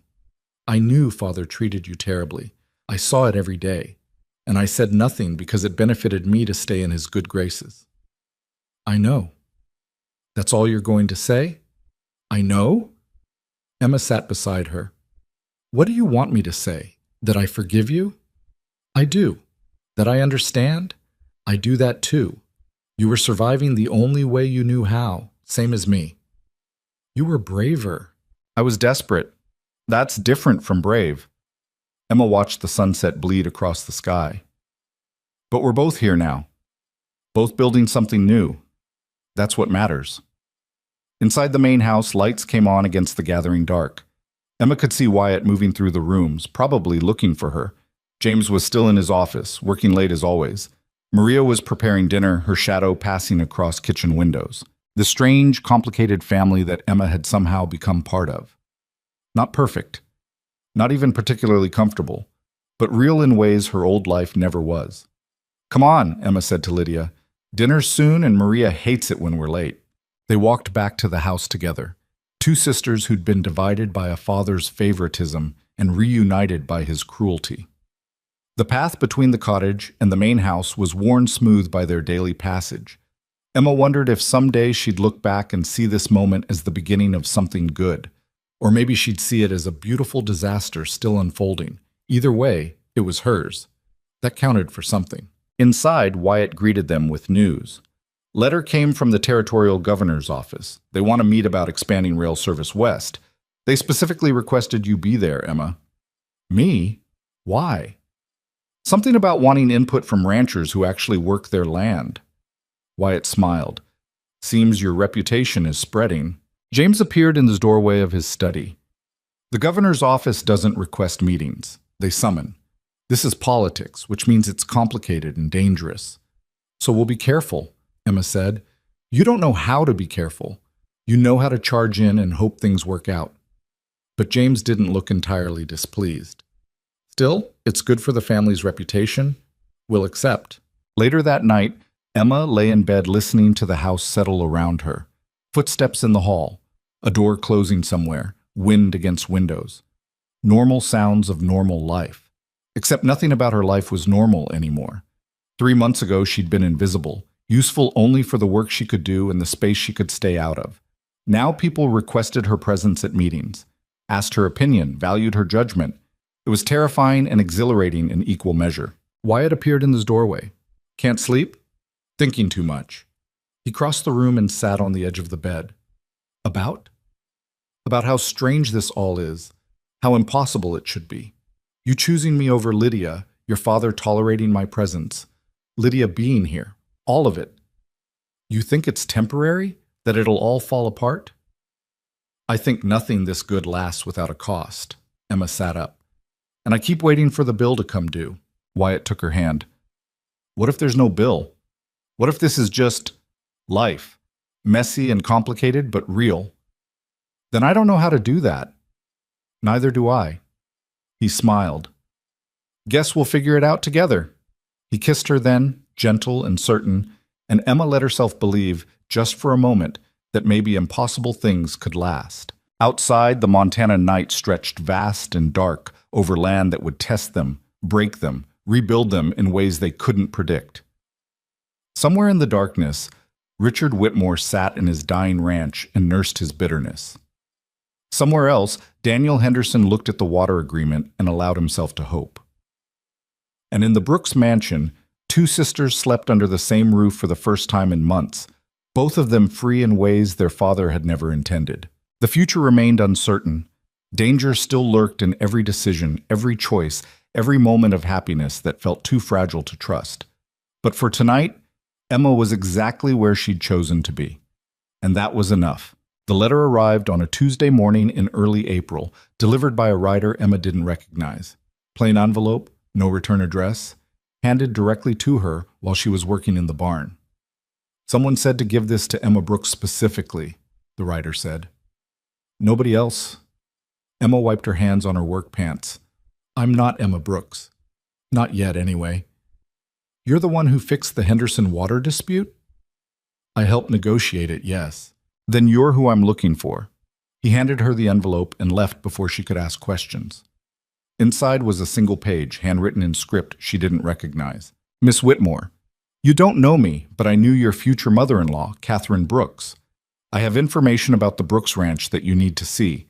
Meet me at the old Parsons place, 3 miles west of town, tomorrow at noon. Come alone. What I have to show you could destroy the Brooks family or save it. Your choice what you do with the truth. A friend. Emma read it 3 times, her stomach tightening with each pass. This felt like a trap, or blackmail, or some elaborate scheme to pull her away from the ranch and do something terrible. But the mention of Catherine Brooks nagged at her. Wyatt rarely spoke about his mother, and when he did, his voice carried a grief that hadn't healed. Whatever this person claimed to have, it was connected to her somehow. Emma folded the letter and shoved it in her pocket. She should tell Wyatt, show him the letter, let him decide what to do. But something stopped her. Some instinct that said this was information she needed to see first, before deciding who else should know. The next morning, she told Wyatt she was riding out to check the western fence line. Not a complete lie. The western fence did need checking, just not at the old Parsons place, and not for the reasons he'd assume. Want company? Wyatt asked. I'll take Tom. You've got that meeting with the lumber supplier. He kissed her forehead. Be careful. Western Range is rough country. I've survived worse. Emma rode out with Tom for the first 2 miles, then told him she wanted to scout ahead alone. He looked skeptical, but didn't argue. Emma was past the point where the ranch hands questioned her judgment. The Parsons place had been abandoned for years, a sagging homestead slowly being reclaimed by the land. Emma approached cautiously, scanning for ambush, for armed men, for anything that screamed danger. Instead, she found an older woman sitting on the porch steps, probably 60 or so, with gray hair and eyes that had seen too much. She stood when Emma dismounted. Miss Whitmore, thank you for coming. Who are you? My name is Helen Marsh. I was Catherine Brooks' closest friend. We grew up together, stayed close until she died. Helen gestured to the steps. Please, sit. This will take some time to explain. Emma stayed standing, hand near the rifle on her saddle. Explain from there. Smart. Don't trust strangers. Helen didn't seem offended. Catherine died 15 years ago. Before she passed, she gave me a collection of letters and documents, made me promise to keep them safe until the right person came along to use them properly. And you think I'm that person? I think you're the first person to enter that family who isn't controlled by James Brooks, which means you might actually do something with the truth instead of burying it. Emma's hand moved away from the rifle. What truth? Helen pulled out a leather satchel, set it on the steps between them. Catherine discovered, about a year before she died, that James had built the Brooks Ranch through fraud, forged water rights, manipulated land claims, threatened families into selling at unfair prices. He destroyed people to build his empire, and he did it in ways that were technically legal but morally bankrupt. Emma felt cold despite the spring sunshine. That's a serious accusation. It's the truth. Catherine found evidence, kept copies, wrote it all down. She confronted James, but she was already sick by then, weak. He convinced her to stay silent, promised he'd make things right after she was gone. Helen's face hardened. He never did. Instead, he expanded the operation using the same methods. More manipulation, more intimidation, more families crushed under his ambition. Why are you telling me this now? Because Catherine's last letter to me said that if the right person ever came along, someone with integrity who could stand up to James, I should give them everything. Help them decide what to do with it. Helen pushed the satchel toward Emma. You stopped a range war, negotiated peace between families that hated each other, stood up to your own father when he tried to sell your sister. That's the kind of person Catherine hoped would appear. Emma stared at the satchel like it was a snake. What's in there? Letters Catherine wrote detailing what she found, copies of forged documents, testimonies from people James destroyed, evidence of water rights stolen from the Henderson family 20 years ago, which is why they've been fighting so hard. They're not trying to steal Brooks' water. They're trying to get back what was stolen from them. The world tilted sideways. The Henderson dispute, the years of legal battles, the bitterness that had poisoned the territory, all of it built on theft James Brooks had committed decades ago. Why didn't Catherine expose this herself? She tried, but she was sick, weak, easy to dismiss as a hysterical woman. And James had powerful friends, lawyers, judges, politicians. He convinced everyone Catherine's illness had affected her mind. By the time she died, no one believed her accusations.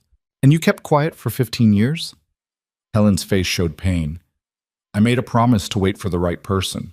Catherine knew that exposing this wrong could destroy innocent people, including her son. She wanted someone strong enough to use the truth carefully, not as a weapon. Emma picked up the satchel, felt the weight of it. Papers, secrets, dynamite wrapped in leather. What do you expect me to do with this? Whatever you think is right. Make it public. Destroy the Brooks family. Force restitution to the families James destroyed. Or keep it quiet. Use it as leverage to make James change his ways going forward, or burn it all and pretend you never knew. Helen met Emma's eyes. Catherine trusted that the right person would make the right choice. I'm trusting her judgment. Emma rode back to the ranch with the satchel tied to her saddle, her mind racing. Every few minutes she'd convince herself to turn around, give it back, refuse this impossible responsibility. Then she'd remember James Brooks' cold eyes, his ruthless business tactics, his contempt for anyone who didn't serve his purposes. What if Helen was right? What if the entire Brooks empire was built on stolen land and broken families? And what the hell was Emma supposed to do about it? She hid the satchel in the cottage where Lydia was staying, told her sister not to touch it, and went looking for Wyatt. She found him in the north pasture, working with Tom to move cattle to fresh grazing. How is the fence line? He called. Fine, need to replace a few posts. The lie tasted like ash. Can we talk tonight? After dinner? Something in her voice made him look closer. Everything all right? I don't know yet. That night, after James had retired to his study and Maria had finished cleaning the kitchen, Emma sat Wyatt down in their room and told him everything. The letter, the meeting, Helen Marsh, the satchel full of evidence. Wyatt's face went pale, then red, then pale again. You're saying my father built this ranch through fraud? I'm saying that's what Catherine believed, what she documented before she died. Emma pulled the satchel from where she'd hidden it. I haven't read most of it yet. I wanted you to see it first. They spent the next 3 hours going through the contents. Letters in Catherine's careful handwriting, describing what she'd discovered. Copies of land documents with obvious forgeries in the signatures. Testimonies from families who'd been pressured into selling at unfair prices or losing access to water that was rightfully theirs. A detailed account of how James had manipulated the original Henderson water agreement, changing terms after it was signed to favor Brooks' interests. By midnight, Wyatt looked like he'd aged 10 years. This can't be real, he said, but his voice held no conviction. Do you recognize your mother's handwriting? Yes? Then it's real. Emma sat beside him on the floor, surrounded by evidence of corruption. The question is what we do about it. We have to tell my father, confront him. And if he denies it, destroys the evidence, uses his influence to bury it again? Wyatt's hands were shaking. This is my mother's legacy. Proof she wasn't crazy, wasn't hysterical, proof she saw the truth and tried to stop it. I know. If we expose this, we destroy the ranch. Everything my father built, every alliance, every investment, gone. The Brooks name becomes synonymous with fraud. Yes. But if we stay silent, we're complicit. We're letting him continue profiting from what he stole. Wyatt looked at Emma with desperate eyes. What would you do? Emma thought about her father, about the ranch he'd destroyed through greed and bad judgment, about the way Richard Whitmore had blamed everyone but himself for his failures, about how corruption, left unchecked, only grew stronger. I think we confront your father, she said. Show him the evidence, demand he make restitution to the families he damaged, force him to rebuild this ranch honestly or watch it burn. He'll fight us, probably, but he might also be tired of carrying this secret. Your mother's death destroyed something in him. You said so yourself. Maybe part of that destruction was guilt. Wyatt gathered up the documents with shaking hands. We do this tomorrow, together. They barely slept. Emma lay awake imagining every possible outcome, most of them catastrophic. James Brooks was not a man who accepted blame gracefully. This confrontation could end with them thrown off the ranch, disowned, possibly worse. But the alternative was living with the knowledge that everything around them was built on stolen land and broken promises. Morning came too fast. They found James in his office, reviewing contracts. He looked up when they entered, immediately sensing trouble. This looks serious. It is. Wyatt set the satchel on the desk. We need to talk about how you built this ranch. James's face went carefully blank. Excuse me? About the water rights you stole from the Hendersons. The land claims you forged, the families you destroyed. Emma's voice was steady. Your wife knew. She documented everything before she died. For a long moment, James didn't move. Then he opened the satchel, pulled out one of Catherine's letters, read it silently. His hands trembled slightly. Where did you get this? Helen Marsh, Catherine's friend. She's been holding it for 15 years, waiting for the right person to use it. James set down the letter carefully. And you think you're that person? I think I'm someone who won't let this continue, Emma said. The Henderson water dispute exists because you stole their rights 20 years ago. The families you pressured into selling deserve compensation. The people you manipulated deserve truth. You have no idea what you're talking about. But James's voice lacked its usual force. Building something in this territory required hard decisions, difficult choices. Fraud isn't a hard decision, Wyatt said. It's theft, and you built our entire legacy on it. James stood abruptly. Your mother was sick when she wrote these, confused. I tried to help her, but she... Don't. Wyatt's voice cracked. Don't you dare use her illness to dismiss this. She wasn't confused. She saw what you were, and it broke her heart. James flinched like he'd been struck. Here's what's going to happen, Emma said, stepping forward. You're going to make this right. Return the water rights to the Hendersons. Compensate the families you destroyed. Renegotiate the land agreements honestly. That would bankrupt us. Then we'll be bankrupt honestly instead of wealthy through fraud.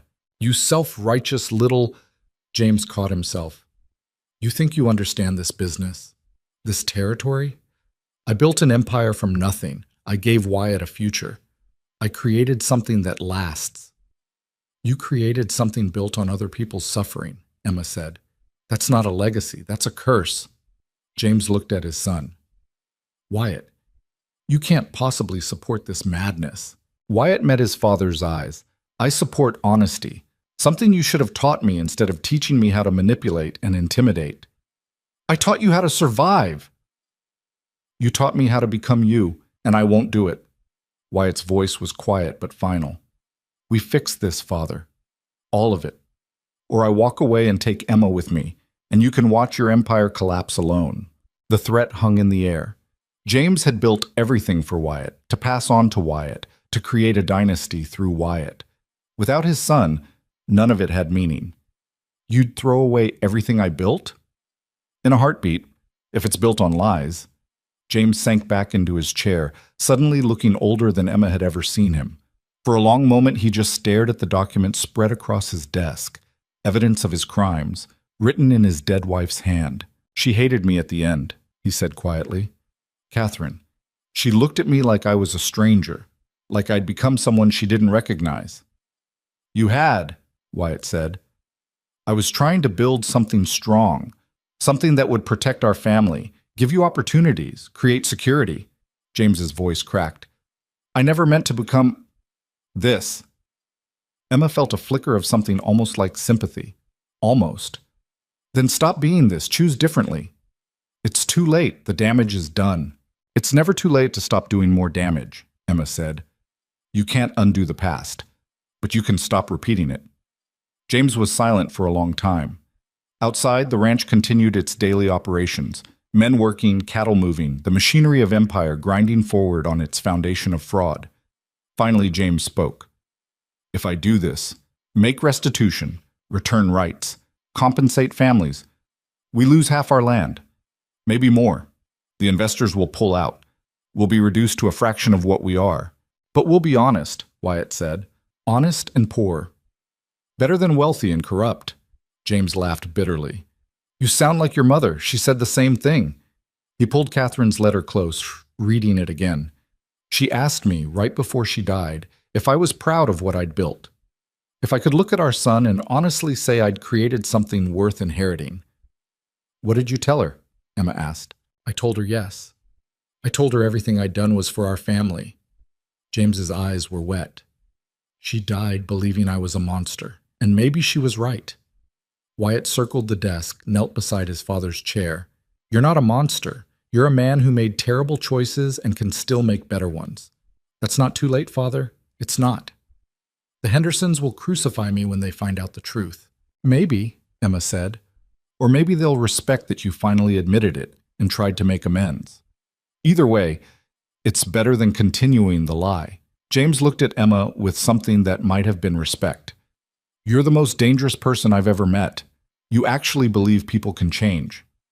I've seen it happen. Then you're naive, or I'm right and you're afraid. Emma held his gaze. Your wife believed in doing the right thing even when it cost everything. Honor her by proving she didn't die ashamed of you. That was the blow that landed. James closed his eyes, hands clenched on the arms of his chair. When he opened them again, something had shifted. All right, he said. We do this. But we do it carefully, strategically. I won't let this ranch be destroyed in the process of fixing my mistakes. Fair enough, Wyatt said. The next 2 weeks were brutal. James personally contacted Daniel Henderson and requested a private meeting. Emma and Wyatt insisted on being present, expecting fury, accusations, possibly violence. Instead, Daniel listened as James explained the truth, showed him the original documents, the forgeries, the evidence of theft, admitted that the water dispute had never been legitimate, that Henderson claims had been valid all along. Daniel sat in silence for a long time after James finished. You're telling me I've been right for 20 years? That my father was right and my grandfather before him? Yes, James said. I stole your family's water rights, manipulated documents, paid off officials, and then I used my influence to make you look like the aggressor when you fought back. Why are you telling me this now? Because my wife documented it all before she died. Because my son and his future wife won't let me continue profiting from it. Because I'm tired of being the man Catherine died hating. Daniel studied James with hard eyes. You destroyed my family's reputation, cost us legal fees we couldn't afford. Made us look like thieves when we were the ones being robbed. I know. Sorry doesn't fix that. No, but restitution might. James slid across a document. Full water rights returned to Henderson property. Compensation for 20 years of lost access. A public statement acknowledging my fraud and your family's legitimate claims. Daniel read the document carefully. This is half your water access. Yes. You'll struggle to support your herd.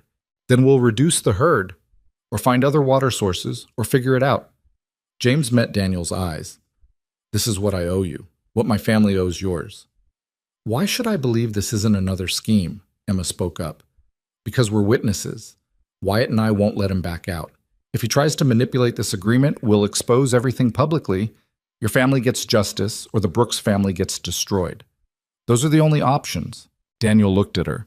You're the one who negotiated our truce. I am. And now you're forcing your future father-in-law to admit he's a fraud?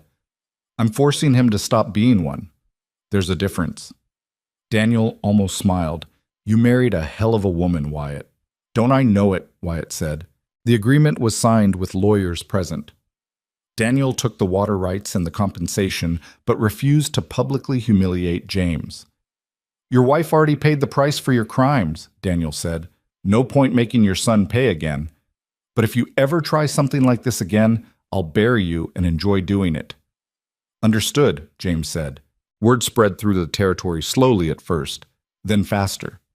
James Brooks had returned water rights to the Hendersons, had admitted fault in the decades-old dispute, had reduced his ranch's holdings voluntarily. Some people called it weak. Others called it honorable. Most were just confused. James Brooks didn't admit mistakes or give up resources willingly.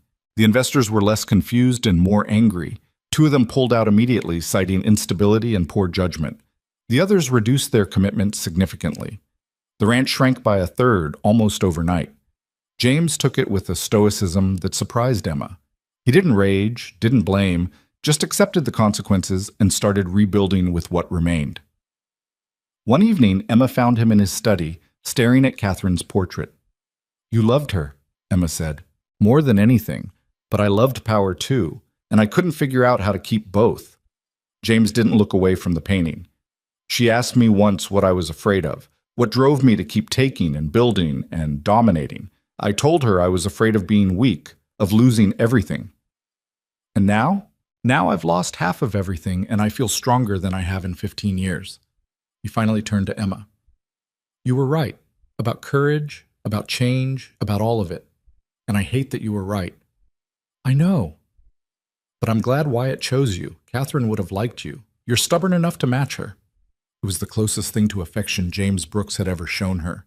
Emma accepted it for the gift it was. Lydia appeared in the study doorway, holding ledgers. The revised budget is ready. We can maintain current operations with the reduced land, but there's no room for expansion in the next 3 years. That's fine, James said. We'll focus on sustainability instead of growth. After Lydia left, James said, Your sister is brilliant with numbers. Wasted potential, raising her to be decorative. Most women are wasted potential, Emma said. We're raised to be decorative or useful, never powerful. And you're trying to change that. I'm trying to survive it. The change is accidental. James almost smiled. I think you're lying. I think you came into this family specifically to burn down everything I built and rebuild it your way. If I wanted to burn it down, I'd have made those documents public. Emma moved toward the door. I want to build something that lasts, same as you. I just want it to last for better reasons. She left him alone with Catherine's portrait and the ghost of the man he used to be. Late that night, Emma lay awake beside Wyatt, both of them too wired to sleep despite exhaustion. We just dismantled half of my father's empire, Wyatt said. We made it honest. That's different. Is it? We still destroyed what he built. We destroyed what was built on theft. What remains is actually his. Emma turned to face him. Your mother tried to do this and failed. We succeeded. That should mean something. It means we're unemployed if the ranch collapses completely. Then we start over, build something new.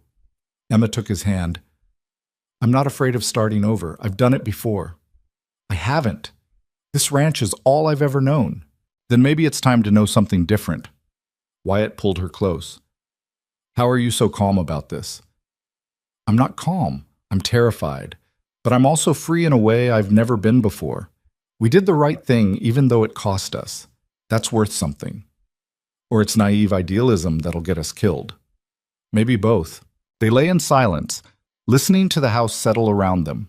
Somewhere in the darkness, James Brooks probably couldn't sleep either, wrestling with demons Emma had forced him to confront.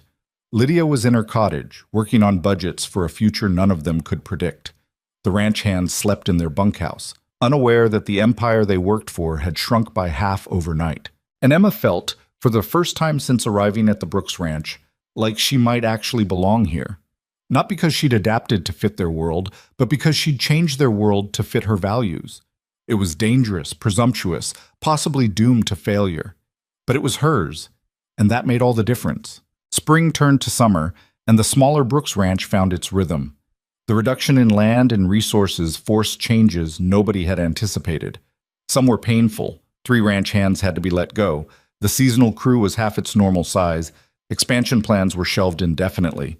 But other changes felt almost like relief. Without the pressure to constantly grow, to dominate, to crush competition, the daily work became just that, work. Honest, difficult, but clean in a way it hadn't been before. Emma noticed it first in James. He still worked from dawn until dark, still drove himself and everyone around him hard. But the desperate edge was gone. He negotiated with neighboring ranchers instead of intimidating them. He solved problems through collaboration rather than domination. One morning, Emma found him at the kitchen table with Lydia, going over the books together. James was actually listening to her suggestions instead of dismissing them. If we rotate the cattle through the south pasture every 3 weeks instead of monthly, we reduce overgrazing and improve the grass quality, Lydia was saying, pointing to numbers in her ledger. It means more labor moving them, but better long-term sustainability. Show me the cost analysis, James said. Lydia slid across another page covered in her precise calculations. James studied it, nodded slowly. Good work. Implement it starting next week. After he left, Lydia looked at Emma with something like wonder. He actually listened to me. You're good at this. Even he can see that. I spent 23 years being told my only value was being pretty. Now I'm making decisions about cattle rotation. Lydia shook her head. How did this become my life? You chose it, Emma said. Same way I did. That's the difference. The wedding was planned for late June, smaller than James had originally wanted, but more meaningful than a spectacle designed to impress investors. Just family, close friends, ranch hands who'd become something like family themselves. No fancy dress imported from back east, no orchestra, no performance of wealth and status. Emma wore a simple white dress Maria had helped her alter from something found in Catherine's old wardrobe. It felt right somehow, wearing something that had belonged to Wyatt's mother, like Catherine's blessing on a marriage that had started as rebellion and transformed into something genuine. The ceremony took place on the front lawn of the main house, under cottonwood trees that had witnessed 30 years of Brooks family history. Daniel Henderson came, which surprised everyone. He stood in the back with his sons, nodding approval when Wyatt and Emma exchanged vows. James gave Emma away, which felt strange and right in equal measure. This man who'd hated her, fought her, finally accepted her not because she'd changed, but because he had. You're the stubbornest woman I've ever met, James said quietly as they walked toward Wyatt. My son is either the luckiest man alive or the most cursed. Probably both, Emma said. Catherine would have liked you, would have fought me to bring someone like you into this family. He paused at the makeshift altar. I'm glad she won that fight, even if she's not here to see it. He placed Emma's hand in Wyatt's and stepped back, eyes wet in a way Emma had never seen before. The vows were traditional: love, honor, partnership. Emma meant every word, but she also knew the real vow was something else entirely. A commitment to keep fighting for honesty even when convenience tempted. To choose each other even when choosing each other was difficult. To build something that lasted not because it was powerful, but because it was true. When Wyatt kissed her, the small crowd erupted in applause. Tom Gardner whistled loud enough to scare birds from the trees. Maria wiped tears with her apron. Lydia smiled with genuine happiness that held no envy, no bitterness, just sisterly joy. And Emma thought, just for a moment, that maybe impossible things could work out after all. The reception was barbecue and dancing, informal and loud and perfect. Ranch hands mixed with neighbors, old feuds temporarily forgotten in favor of celebration. Even Daniel Henderson raised a glass to toast the couple. "To Wyatt and Emma," Daniel said, "may they build something better than what came before." "Here's hoping they're smarter than we were," James added, and the two former enemies clinked glasses. Later, when the sun was setting and most guests had drifted away, Emma found herself on the porch with Lydia. Her sister had changed, no longer the polished perfection their father had demanded, but something more real. Hair pulled back practically, dress chosen for comfort rather than display, hands ink-stained from hours of bookkeeping. "You look happy," Lydia said. "I am, terrified, but happy." "That seems to be your permanent state." Emma laughed. "Fair assessment." She looked at her sister. "What about you? You happy?" Lydia considered the question seriously. "I'm free." "That's close to the same thing. I get to make my own choices now, even if all my choices are about ledgers and cattle rotation. It's mine. Nobody can take it away." "Father might try." "Let him try. I'm not the daughter he remembers." Lydia's voice hardened slightly. "I spent too long being what he wanted. I'm done with that." They sat in comfortable silence as the sky turned purple and gold. Inside the house, they could hear Maria directing cleanup and James arguing good-naturedly with Tom about something ranch-related, normal sounds of normal life. "Do you ever regret it?" Lydia asked quietly. "Choosing Wyatt? Leaving everything behind?" Emma thought about the question. About the girl she'd been 6 months ago. Invisible. Useful only for the work she could do, convinced she'd never be more than her father's unpaid ranch hand. About the terror of riding away into darkness with a man she barely knew. About every difficult moment since then, every fight with James, every risk that could have destroyed everything. "No," Emma said, "not even once. Even on the worst days, when everything's falling apart and I'm convinced we've made a terrible mistake, I still chose this. And that choice matters more than whether it's easy. You're braver than me. I'm more desperate than you. There's a difference." Emma squeezed her sister's hand. "But you're here now. You made your own choice too. That took courage." Wyatt appeared in the doorway. "Wife, are you planning to spend our wedding night talking to your sister, or can I steal you away?" Emma stood, smiling. "Depends. Where are you stealing me to?" "Somewhere without family, ranch hands, or responsibility, just for tonight." He'd prepared a campsite up on the ridge overlooking the valley, away from the house and the noise and the constant demands of ranch life. Just a tent, blankets, a small fire, and the vast Montana sky spreading out above them like eternity. They lay together watching stars appear one by one, not talking much, just existing in the same space without pressure to be anything other than themselves. "I never thought I'd get here," Wyatt said finally. "Married to someone I actually want to spend my life with. Running a ranch that's honest instead of powerful. Having a relationship with my father that isn't just fear and obligation." "You could have had all that with Lydia," Emma said. "Well, maybe not the honest ranch part, but the marriage, the family approval. No. Lydia would have been exactly what my father wanted, which means eventually I would have become exactly what he was. Ruthless, isolated, married to someone who feared me instead of challenged me." He turned to look at her. "You make me better. You make me want to be better. That's worth every difficult moment. Even when I force you to dismantle half your inheritance? Especially then." They made love slowly, carefully, learning each other in ways their chaotic courtship hadn't allowed. And afterward, lying tangled together under stars that had witnessed centuries of human struggle, Emma felt something settle in her chest. Not peace exactly. Life on a ranch never promised peace, but a kind of rightness. A sense that she was finally where she belonged. Summer progressed with the relentless heat that defined Montana's high season. The reduced herd thrived on better managed grazing. The water-sharing agreement with the Hendersons worked better than anyone expected. Lydia's organizational systems transformed the ranch's operations from chaotic to streamlined.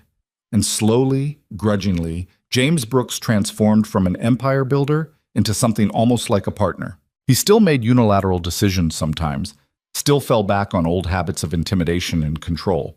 But Emma and Wyatt had learned how to push back, and increasingly James listened instead of steamrolling. One afternoon in late July, Emma was working in the barn when a rider approached, not someone she recognized. Young man, maybe 20, wearing a suit that looked uncomfortable in the heat. "I'm looking for Emma Brooks," he said. "That's me. I'm a clerk from the Territorial Land Office. We've received a filing from Richard Whitmore claiming you and your sister stole property from him when you left his ranch. Horses, tack, personal items. He's demanding either their return or compensation." Emma felt ice in her stomach despite the heat. What kind of property? The clerk consulted his notes. 2 horses, a bay mare named Rosie, and a gray gelding. Saddles, riding equipment, and various household items. Total value claimed at $800. "Rosie was my horse. I raised her from a foal. The tack was mine, bought with money I earned. Do you have documentation of purchase?" Emma stared at him. "I'm a ranch hand. I worked for my father without pay my entire life. I didn't get receipts for the horse I raised or the equipment I needed to do unpaid labor." "Then legally, anything on his property belongs to him. You'd need to prove ownership or pay compensation." The clerk looked uncomfortable. "I'm required to inform you that failure to respond could result in legal action." After he left, Emma stood in the barn feeling rage build in her chest. Her father couldn't control her anymore, couldn't sell her, couldn't dictate her life. So now he'd found another way to hurt her, through the law, through claims of theft, through anything that might drag her back into his sphere of influence. She found Wyatt in the north pasture and explained the situation. His face darkened. "He's doing this to force contact, to make you acknowledge him." "I know. We'll pay it. $800 to make him go away." "That's not the point." Emma's hands clenched. "Rosie is mine. She was given to me when I was 15 years old. I've cared for her, trained her, worked her for 11 years. She's mine, and he knows it."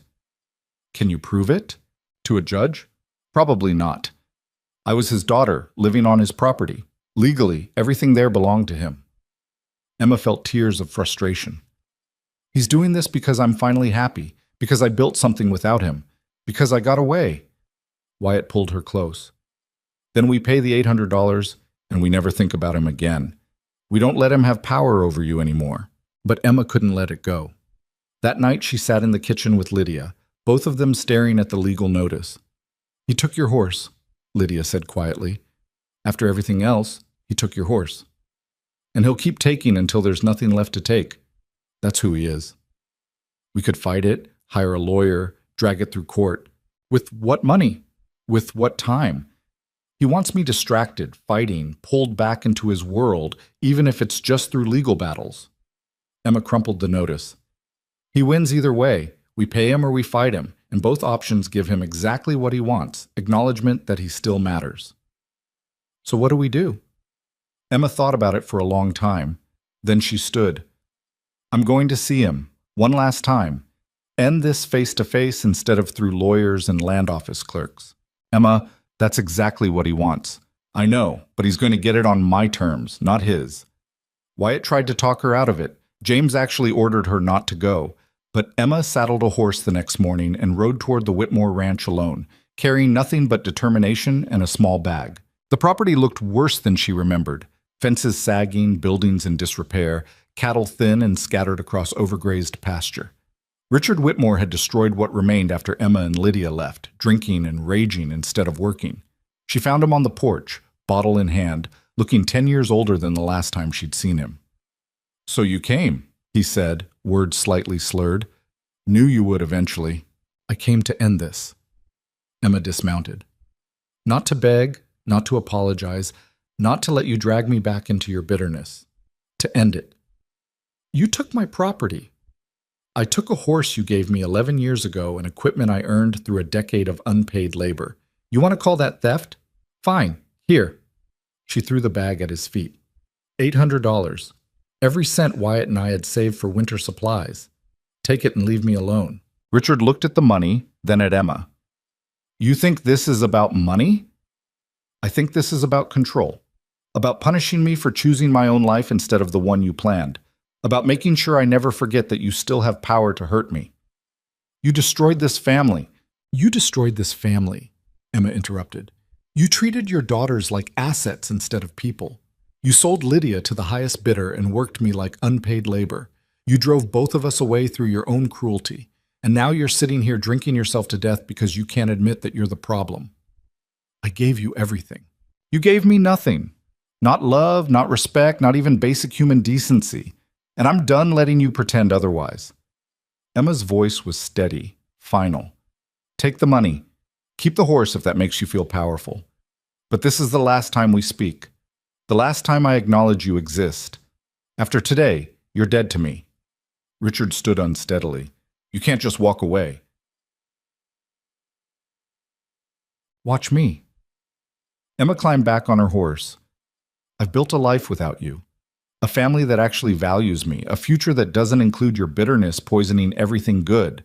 You can drink yourself to death in this falling apart ranch and I won't care because you stopped being my father the moment you started treating me like property. Emma ishi tampam matim mama. No. You don't get to say my name anymore. You don't get to claim any connection to who I've become. I'm not your daughter. I'm not your property. I'm not your anything. She looked down at him from horseback, this man who'd controlled her entire childhood and adolescence and felt absolutely nothing. Goodbye, Father. I hope you find whatever it is you're looking for at the bottom of that bottle. She rode away without looking back. Behind her, Richard Whitmore stood on his porch holding $800 that wouldn't save his ranch or his soul, watching his daughter disappear for the final time. Emma cried on the ride back, but not from sadness, from relief, from the physical release of cutting the last tie to a man who'd never deserved her loyalty, from the freedom of finally, completely being done. When she arrived back at the Brooks Ranch, Wyatt was waiting in the yard. How did it go? It's over. Emma dismounted, let him catch her when her legs felt unsteady. I gave him the money, told him to leave us alone, and cut him off completely. He's dead to me now, actually dead, not just legally. Are you okay? I'm free. And saying it out loud made it real. I'm completely, finally free. August brought the investors back. Not all of them, but enough. Gerald and Marcus arrived with a proposal. They'd been watching the Brooks Ranch carefully over the past months, seeing how the reduced operation functioned, evaluating whether James Brooks's newfound honesty was genuine or performance. The meeting took place in the dining room where Emma had once challenged James's expansion plans in front of these same men. We've consulted with several ranching experts, Gerald said, reviewed your revised operations, spoken with neighboring ranchers, including Daniel Henderson. The consensus is that you're running a sustainable operation now, not an aggressive land grab. That's good to hear, James said carefully. It's more than good, it's investable. Marcus slid contracts across the table. We're prepared to reinvest, but with conditions. Emma remains involved in all operational decisions. Lydia continues managing the financial systems. And you, James, agree to monthly oversight meetings where we review practices and ensure nothing returns to the old methods. James bristled. You're asking for control of my ranch. We're asking for oversight of our investment. There's a difference. Gerald's voice was firm. The Brooks Ranch under your old management was a liability waiting to explode. Under this new model, with your son's integrity, Emma's practical knowledge, and Lydia's financial discipline, it's something we believe in. So I'm being managed by my investors and my own family? You're being held accountable, Emma said, which is what should have happened years ago. James looked around the table, at Wyatt, at Emma, at Lydia, with her perfectly organized ledgers, at the investors who'd once courted his favor and now demanded his compliance. A year ago, he would have thrown them all out, would have raged about respect and control and empire, but Catherine's letters still sat in his desk drawer. Proof of what unchecked ambition had cost him. Proof that his wife had died ashamed of what he'd become. All right, James said finally, but I want it documented that while I accept oversight, I'm still the majority owner. This is still the Brooks Ranch, built by Brooks' determination, even if that determination was sometimes misguided. Agreed, Marcus said. The contracts were signed, the investment was secured. The ranch had a future that was smaller than James had envisioned, but more solid than what he'd built on fraud. After the investors left, James poured himself a whiskey and raised the glass toward Catherine's portrait. I hope you're watching this, he said quietly. Hope you see that I'm trying. Probably failing, but trying. Emma stood beside him, looking at the woman she'd never met but somehow knew intimately through her letters. She'd be proud, Emma said, of the trying. That's what mattered to her. How do you know? Because trying meant you chose to change instead of defending who you were. That's the hardest thing a person can do. James looked at her. You really believe people can change? I've seen it happen. I'm watching it happen. Emma nodded toward the portrait. She believed it too. That's why she left those letters. She was giving you a chance to prove her right. I spent 15 years proving her wrong. Then spend the next 15 proving her right. You've got time. Fall came to Montana in a rush of gold and crimson, the landscape transforming overnight from summer green to autumn fire. The ranch prepared for winter with a confidence born of honest sustainability. Cattle were rotated to final grazing. Supplies were stocked. Repairs were completed. And Emma stood on the ridge overlooking the valley, 7 months pregnant and trying to catch her breath after the climb. Wyatt found her there, wind whipping her hair around a face that had gained softness and strength in equal measure. You're supposed to be resting. I've been resting all morning. I needed air. Emma watched the land spread out below, reduced holdings, honest boundaries, property that was actually theirs instead of stolen. It's beautiful up here. It is. Wyatt wrapped his arms around her from behind, hands settling on the swell of her stomach. You think our daughter will love it like you do? Daughter? You're assuming. Mother's intuition, Emma laughed. You don't have a mother. I have you. Close enough. He was quiet for a moment. What should we tell her? About how all this started? The truth. That her grandfather built an empire on fraud, and her grandmother died trying to stop him. That her parents chose honesty even when it cost everything. That her Aunt Lydia learned strength by losing security. Emma leaned back against him. And that love, real love, the kind worth having, starts with choosing each other, even when it makes no sense. That's a heavy story for a child. She's a Brooks. She'll be strong enough to carry it. They stood together on the ridge as the sun climbed toward noon. Two people who'd been invisible and desperate and broken, finding something like peace in the ruins of empire. Below them, the ranch continued its work. Tom Gardner directed cattle movement with efficiency born of 40 years' experience. Maria prepared noon meal for hands who'd become family. Lydia sat in the ranch office, managing books with precision their father had never valued until it was almost too late.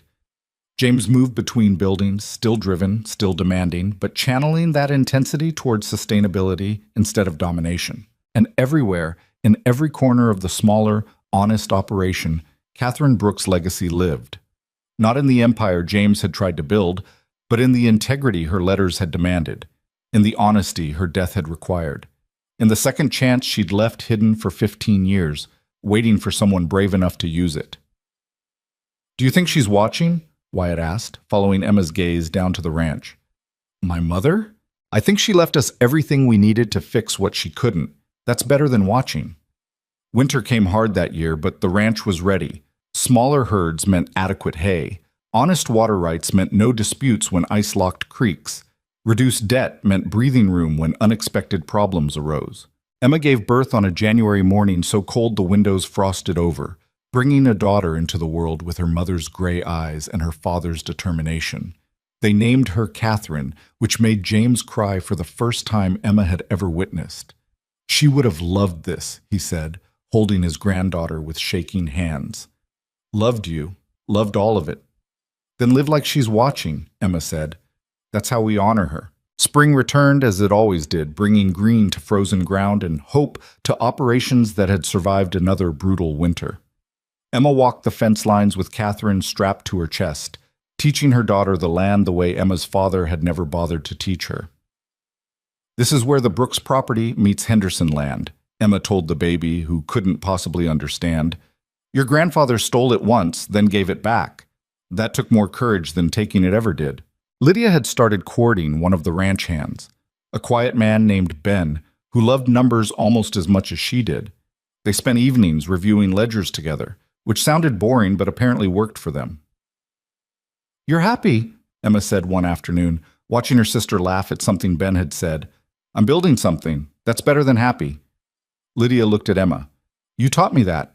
Choosing your own life instead of accepting what you're given. I didn't teach you anything. You learned it yourself. Maybe, but you showed me it was possible. Lydia squeezed her hand. Thank you for not leaving me behind. The ranch found its rhythm over the following years. Not explosive growth, not empire building, just steady, sustainable operations that supported the families who depended on it. James never fully lost his edge.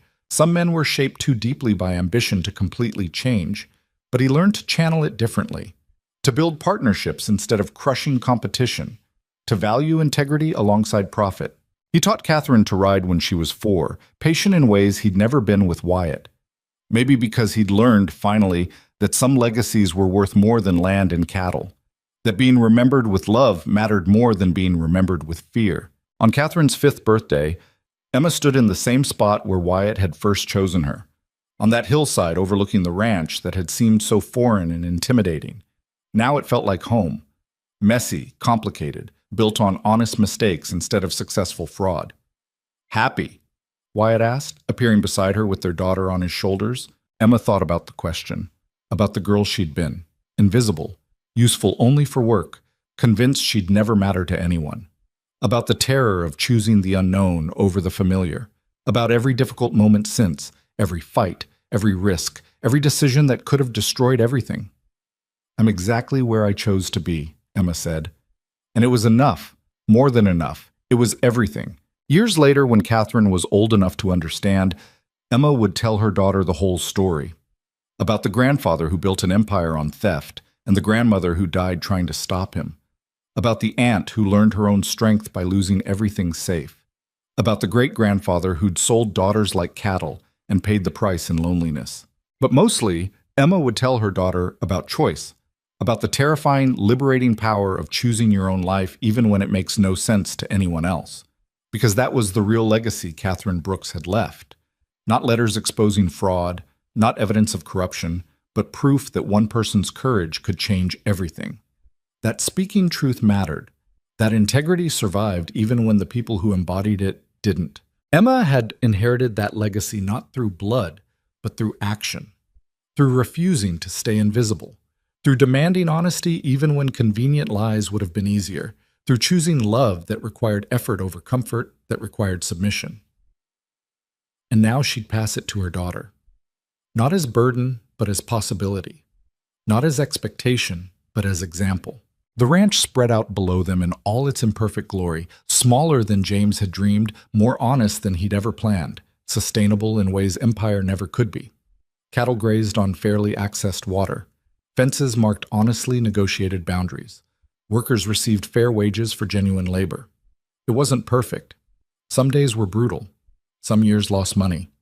Some decisions backfired spectacularly. But it was theirs, built on truth instead of theft, maintained through partnership instead of domination, passed down through generations who would know how it was earned and what it cost. That was worth everything. Emma took her daughter's hand, felt Wyatt's arm around her shoulders, and looked out over land that had witnessed fraud, redemption, and transformation. "Tell me the story again," Catherine said, as children always do, "about how you and Papa met." Emma smiled. "Well, it started with an impossible choice." And she told the story one more time, because some stories deserve endless repetition. Stories about people who were invisible finding themselves seen, about empires built on sand crumbling to make room for something solid, about daughters who refused to be property and carved out their own definitions of worth. Stories about choosing the terrifying unknown over the familiar prison. Stories about love that starts with respect and builds toward partnership. Stories about legacy that matters more than wealth. The sun set over the Montana Territory, painting the mountains in shades of gold and crimson. Tomorrow would bring new challenges. There were always new challenges. But tonight, Emma stood with her family on land they'd fought to make honest, and felt the particular satisfaction that comes from building something that lasts for the right reasons. Not because it was perfect, but because it was true. And truth, Emma had learned, was the only foundation strong enough to support real love, real family, real life. Everything else was just performance, and she was done performing.